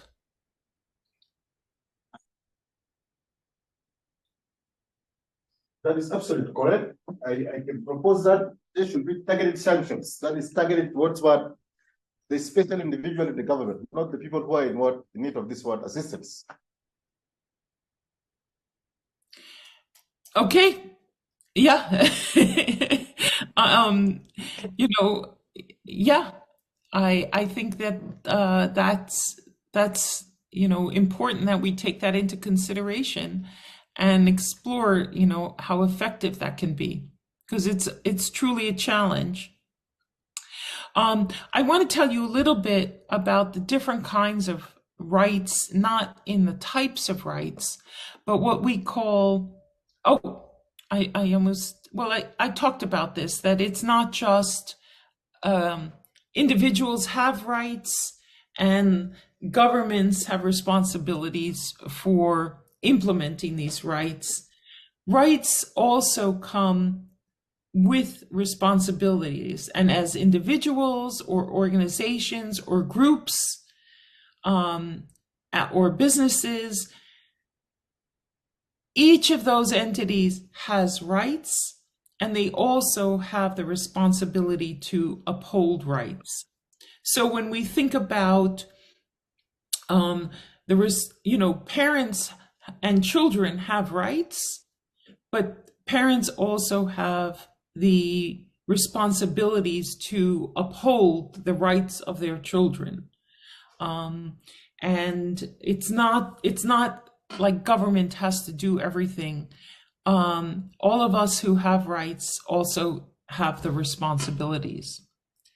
But sometimes rights come in, and some rights can be fulfilled immediately. So, for example, if you sign the Covenant on Civil, you ratify the Covenant on Civil and Political Rights, the government can pretty much decide quickly that all people meeting, certain criteria, a certain age, for example, have the right to vote. And they can do that without too much challenge. But particularly when we talk about social and economic rights, those rights usually require that the government develop resources that would facilitate the realization of those rights. So if you're giving everyone the right to health or to health care, you may need to build an infrastructure of healthcare facilities and providers throughout the country.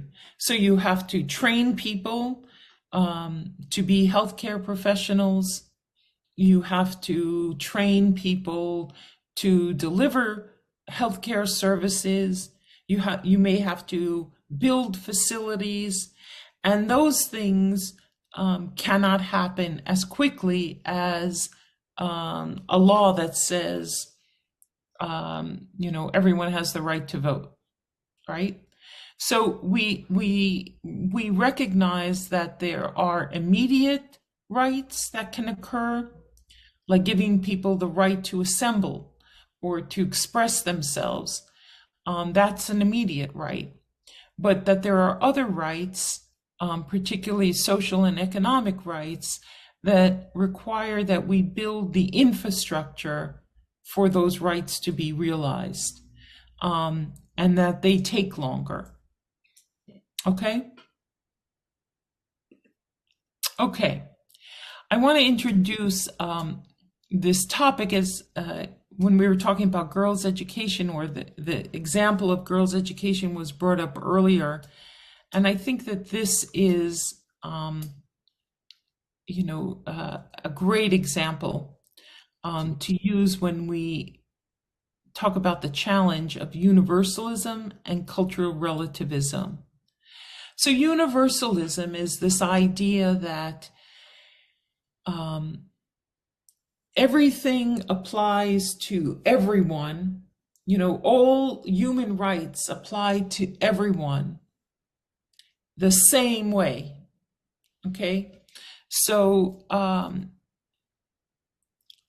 that means that the human rights laws that are in place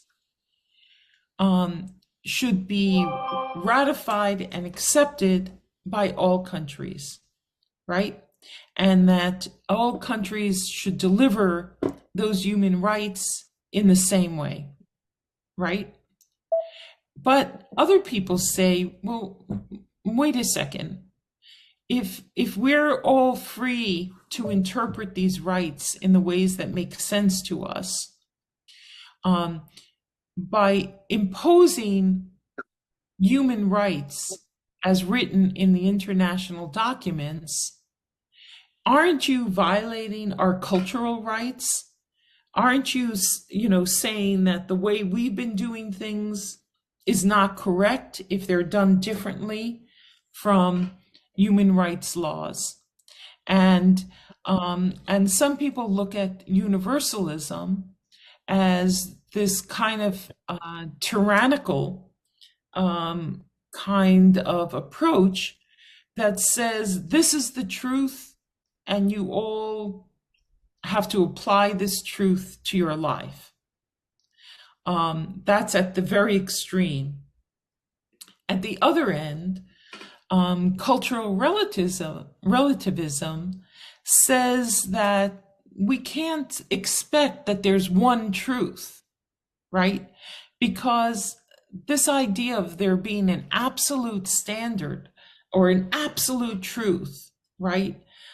It doesn't respect the different cultural traditions of people. And every country's laws and rules are rooted in the history of that country. And they've all evolved. So how can we talk about one truth as perpetuated by universalism? So if we go with cultural relativism, the criticism is, well, are you saying that everyone could do anything they want? Then what's the purpose of human rights? There's so many different interpretations at that point. So on the one hand, cultural relativism is about it being ethnocentric, promoting tolerance of different cultures, not being judgmental, right? Not saying, what are morals, aren't morals just cultural standards. And if we go the route of cultural relativism, aren't we saying that whoever can convince us that this is the right way becomes the right way? That, moral persuasion. On the other hand, what happens when when countries are doing awful things to people and they say this is just our cultural practice? Isn't the whole idea of human rights of elevating people to a different standard and saying it doesn't matter where you live, no one can do this to you because you have a right? And so, that's a very important issue when we talk about the challenges. So when we think about cultural relativism and universalism, and we think about the issue of girls' education, in a way we're saying, from what you were telling me was that, girls have always had a different role that's been more or less restricted to responsibility in the home, to furthering men's lives, and that's been the cultural practice. And human rights say that that's not the way it should be, that we should not discriminate. Girls have as much potential as boys do, and we should look at things differently. So let me turn it back to you and to ask you what you think about this controversy between universalism and cultural relativism that human rights imposes. It is regarding Yeah, I wanted to hear people's opinions and thoughts on the challenge we have between cultural relativism and universalism. And maybe we can start with the question are whether you see some issues in South Sudan that really articulate this challenge. Yes. I think to answer your point regarding the universal aspects or relativism aspect of the cultures, we think that universal aspects sometimes also can come in collisions with cultures. But what we need to promote is that not all cultures are about good. There are some of the cultures which are bad, and there are some of the cultures which are what good. So we need to promote the positive sides of the cultures, and we need also to demote the negative sides of the cultures. Because also, when we want to take it on the aspect of universalisms, sometimes it will come also in collisions with the local cultures. But that doesn't mean that also the local cultures are clean and doesn't have a problem. It has a problem, but we need also to sort it out. Take one good and also to demote which is bad, which is pro development. Is there an example that we can bring in here, like in the context of South Sudan? For example, in the context of South Sudan, the issues of girl educations. You see, I think what hinders people from sending girls to school, for example, this one is due to economic pressure. But if you see the girl by nature is very close even to family than man. This is what I used to tell my students. Because if you educate a girl, even although the girl is not uneducated, he will decide to bring the food from the house of the husband to the house of of the father. So if you invest on educating a girl, that will ensure that even you're going to benefit more than the cows that you are receiving. Because girl by the nature is very close to the family and will come back. And if you look at the boys will be close to the in-laws. This is my experience in our context. So the more you focus on educating a girl, this one will ensure that also you will ensure that she's going to have a very good future, and also girl will assist you in the long run. Yes. Yes. But on the cultural context, we need to demote that the issue that the preference that people used to prefer boys than the girl, that we need to we need to erode it out. Because when we ensure that we offer boy and the girls equal opportunities, that means we are going to give them also a lot of opportunities that they're going to benefit. But we need to agree that some of the cultures are very bad. We need also to change them. We need to change them, or we need to demote them and promote the positive one. Yes. Can I say something? This is concerning about the girl child. I'm talking about early marriage. Not like sometimes you may find that these children, they are still very young, and they get, if I find that the girls get pregnant, and that one even we don't call her what?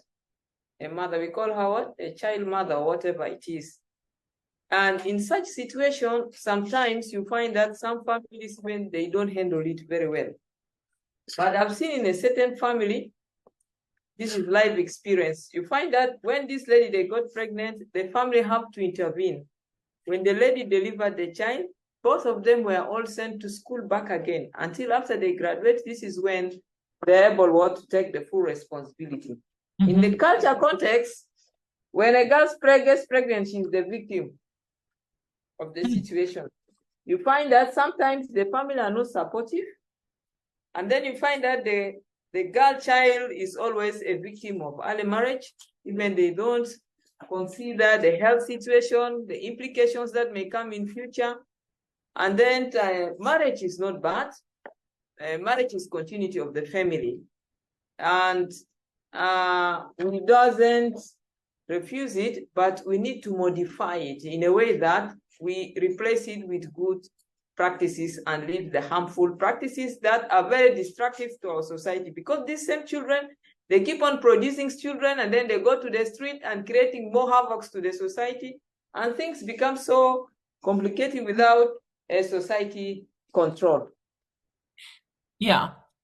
Yeah, so I mean, one thing that I heard in both of your comments is that there are certain structures that are really rooted in cultural practices to reinforce this kind of, that allows this kind of practice to continue, right?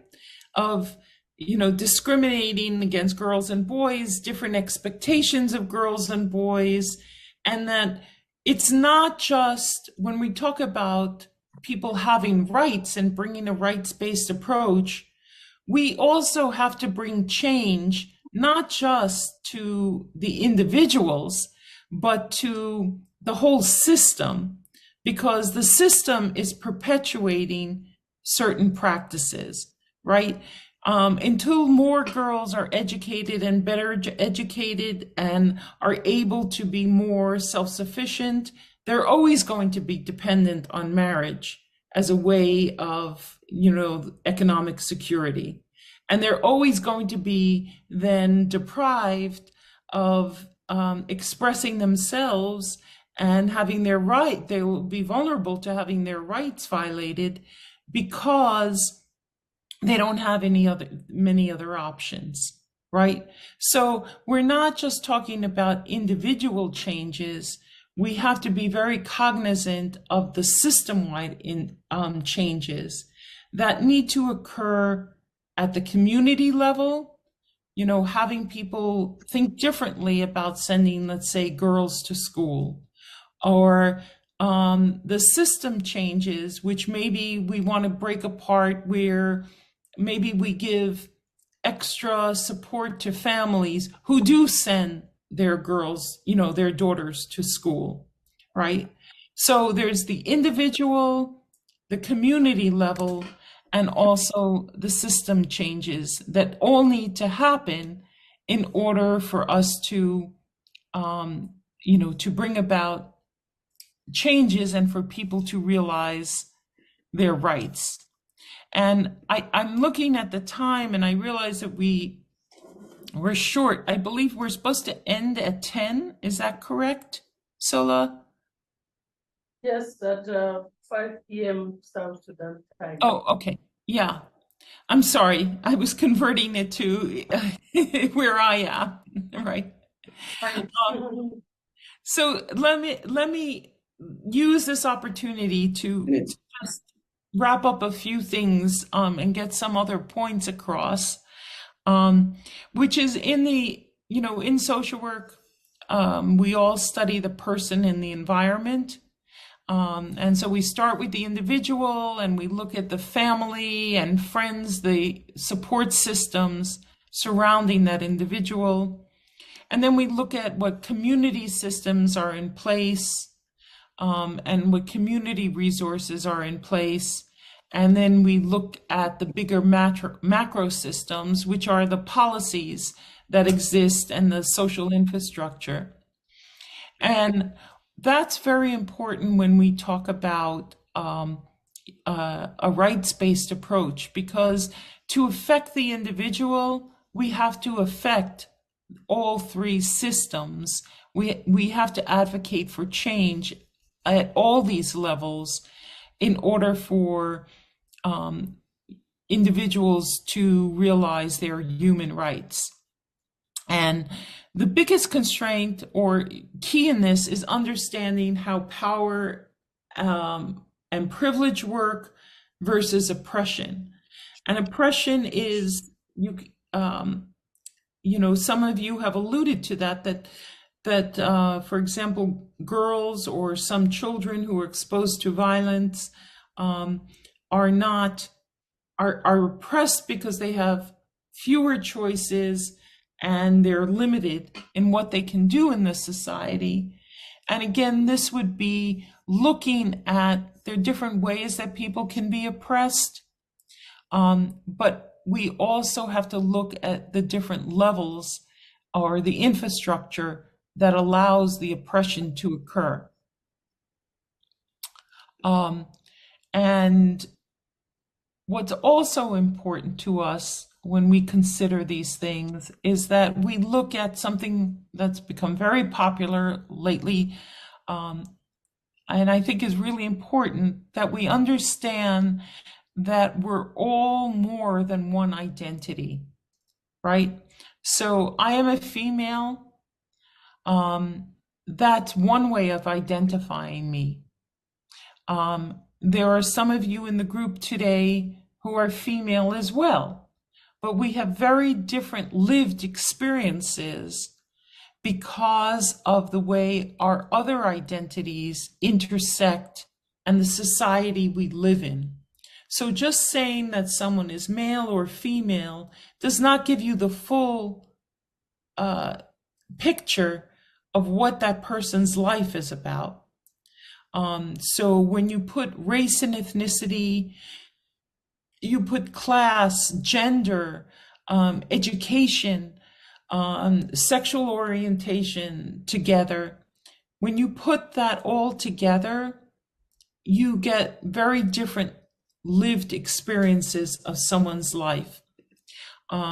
In social work, you know, intersectionality aligns very closely with human rights. And in social work, what I would do with my students is I would say this is a US, culturally based understanding of positionality and one's intersectionality. So you could see that if you are in the US, for example, heterosexual, white, male, come from a very wealthy family, you were born in the US and English is your native language, you're able-bodied, meaning you don't have disabilities, and you're either Protestant or Catholic, that puts you at the center of power. But if you were born of a different race or ethnicity, you go further out from the center of power. Or if you were, if you're male versus female, or, identify differently, that pushes you out. The fewer resources you have, that pushes you away. So when I do this with my students, what's very interesting is that they come to realize that they too have positions of power in society, but they also have positions that make them more vulnerable to oppression. And their experience is different from someone whose positionality looks a little different. And when they're, it helps them also when they take clients' experiences, populations they're working with, and they look at individuals and they understand, well, maybe because they've come to the US and they don't speak English well, and they're of a different religion, and I don't know, they're also, they may have some disabilities, that is disadvantaging them in certain ways, even though they're male, and they come from a family of means, right? So they're not always at the center of power. They have these different experiences that positions them differently. What I was hoping we would do is develop this kind of wheel for South Sudan. And I thought these were some of the areas that we would look at, like ethnicity, religion, education, income, age, But what else do you think should be in this kind of, we call it a web of oppression and power? What else would you think is important to understanding who has power in South Sudan and who's oppressed in South Sudan? Sometimes resources. Religion. No, not religion has no Okay. Regional aspect. Less ethnicity. Yes. Ethnicity and less ethnicity. Yeah, ethnicity. Yes. Yeah. It's all. Oh, yes. Just looking what is missing.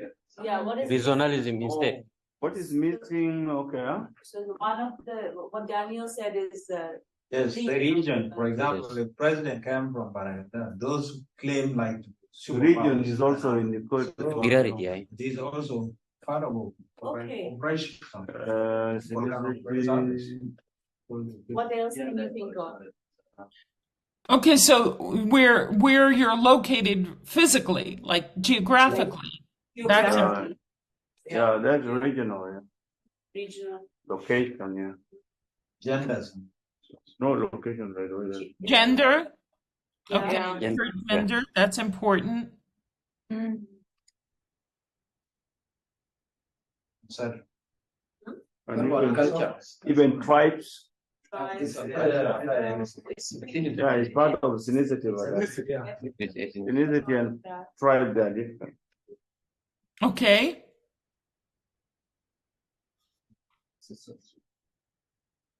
Okay, well, maybe you would like to work on this further. I think it seems so simplistic, but it really helps people understand, where they are in society and what strengths they have and what vulnerabilities they have.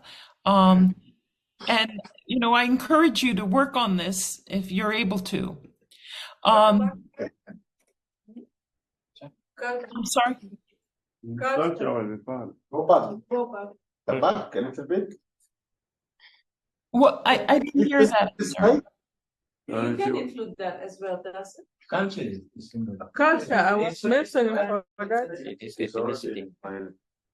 It's part anyway. Culture is Let her let her go back to previous slide. Okay. Yeah. Yes. And you want to put culture in, is that what? Okay, yeah. That's okay. Yeah, culture.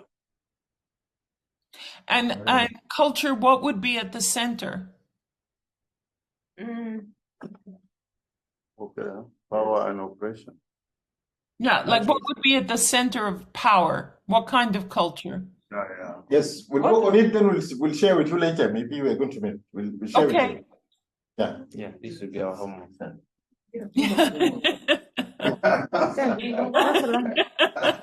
I wasn't planning on giving homework, but now that you open the door. Okay. So, yeah. So I think like if you did this exercise, and I really think it's worthwhile, you can see how, the experiences and the opportunities, and it also points to, it helps us understand where we need to advocate, where we need to make those changes, and maybe at what level we need to make those changes. So what I really hope to do was that we would be able to walk through this, where we would take a couple of cases that I prepared, and we would look at what human rights are being violated, how we define that from a rights-based perspective. And then we look at, what are the consequences of these human rights violations? Who's being oppressed? How do we understand this from intersectionality? And then work on developing a rights-based intervention that, proposes ways that not just makes people's lives better, but helps people promote and protect their human rights.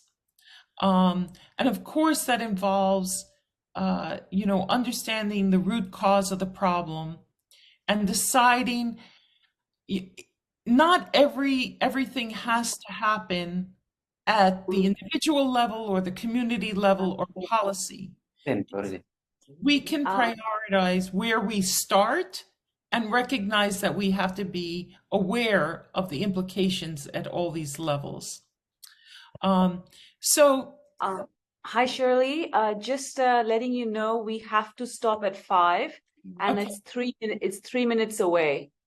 Okay, that's good, because I just Yeah. wanted to review that these were the concepts that we went over today.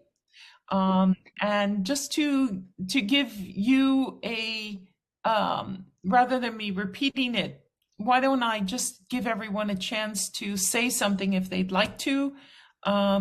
I appreciate this opportunity. I really do wish we had more time to be together, because you're a great group, and I would love to explore this more with you. But let me stop talking, and you make comments and questions. Anyone would like to just share a reflection? And Okay, well, I have a small question, but this one was been asked from the past sessions, but we did not get a satisfactory answer. You talk about the ratifications of rights. Some of the nations or some of the country have failed to ratify. What was the reason? Oh boy, you want me to answer that in 30 seconds? I think every country has a little bit of thinking that what the way they do things is the way that things should be done. And the challenge is, why should they have to adhere to something beyond their country, right? You know, we have no way of forcing people to do it. So that's it. Okay, I just want to make a comment on the importance of human rights to child protection, the protection of all the rights for everybody. So for the importance of this, I think there is the need for us to have the notes you prepare in our emails, so that these people they are able to at least translate this to the people who are in need of this. Yeah. If we don't understand the child protection well, and the basic rights for everybody, then it would protect the vulnerable people. Yeah. So yeah, that's a great point. And you know, I struggled with that when I was preparing this presentation, because you have to know the basics of human rights, and I didn't know where everyone was, but it sounds like you could use another session on just children's rights. Okay. Which we have done, I think, if we all recall. Yeah, we we did first the Convention on the Rights of the Child. We've done a lot of child protection interventions, basically. So today is much more broader. Dr. Sally, you were not around, but we did a lot of child protection. With even the facilitator being on the ground, in the room, and having very, very rich discussions. Yeah. And the beauty of this is that all the sessions are being recorded. So for those who have not been around, can still have a replay in future. For those who are interested within the school, can also benefit from that. Correct. So what I know is the team, Karen, Lacey, are working on the recorded versions, and then that will also be shared, available. Yeah. Wonderful. Yeah. Wonderful. one last. I guess I'm a comment. I would like to thank you for the very fruitful presentations, and really we enjoyed it, and we learned many things. Thank you very much. Well, thank you. Thank you. I wish that I could have been with you. It's always nicer to be in person, but I'm glad we had this opportunity, and I'm glad you found it useful. Yeah, Dr. Shirley, thank you so much. I really do appreciate your time and energy today. Yeah, you're welcome. We had a great time. Thank you so much for all the discussions and for getting us all moving and thinking. So yeah, we look forward to interacting with you soon again, hopefully. Okay. Thank you, Dr. Ellie. Thank you. Yeah. Have a good one. Thank you. Yeah. Bye from all of us here. Yes. Happy weekend. Yeah.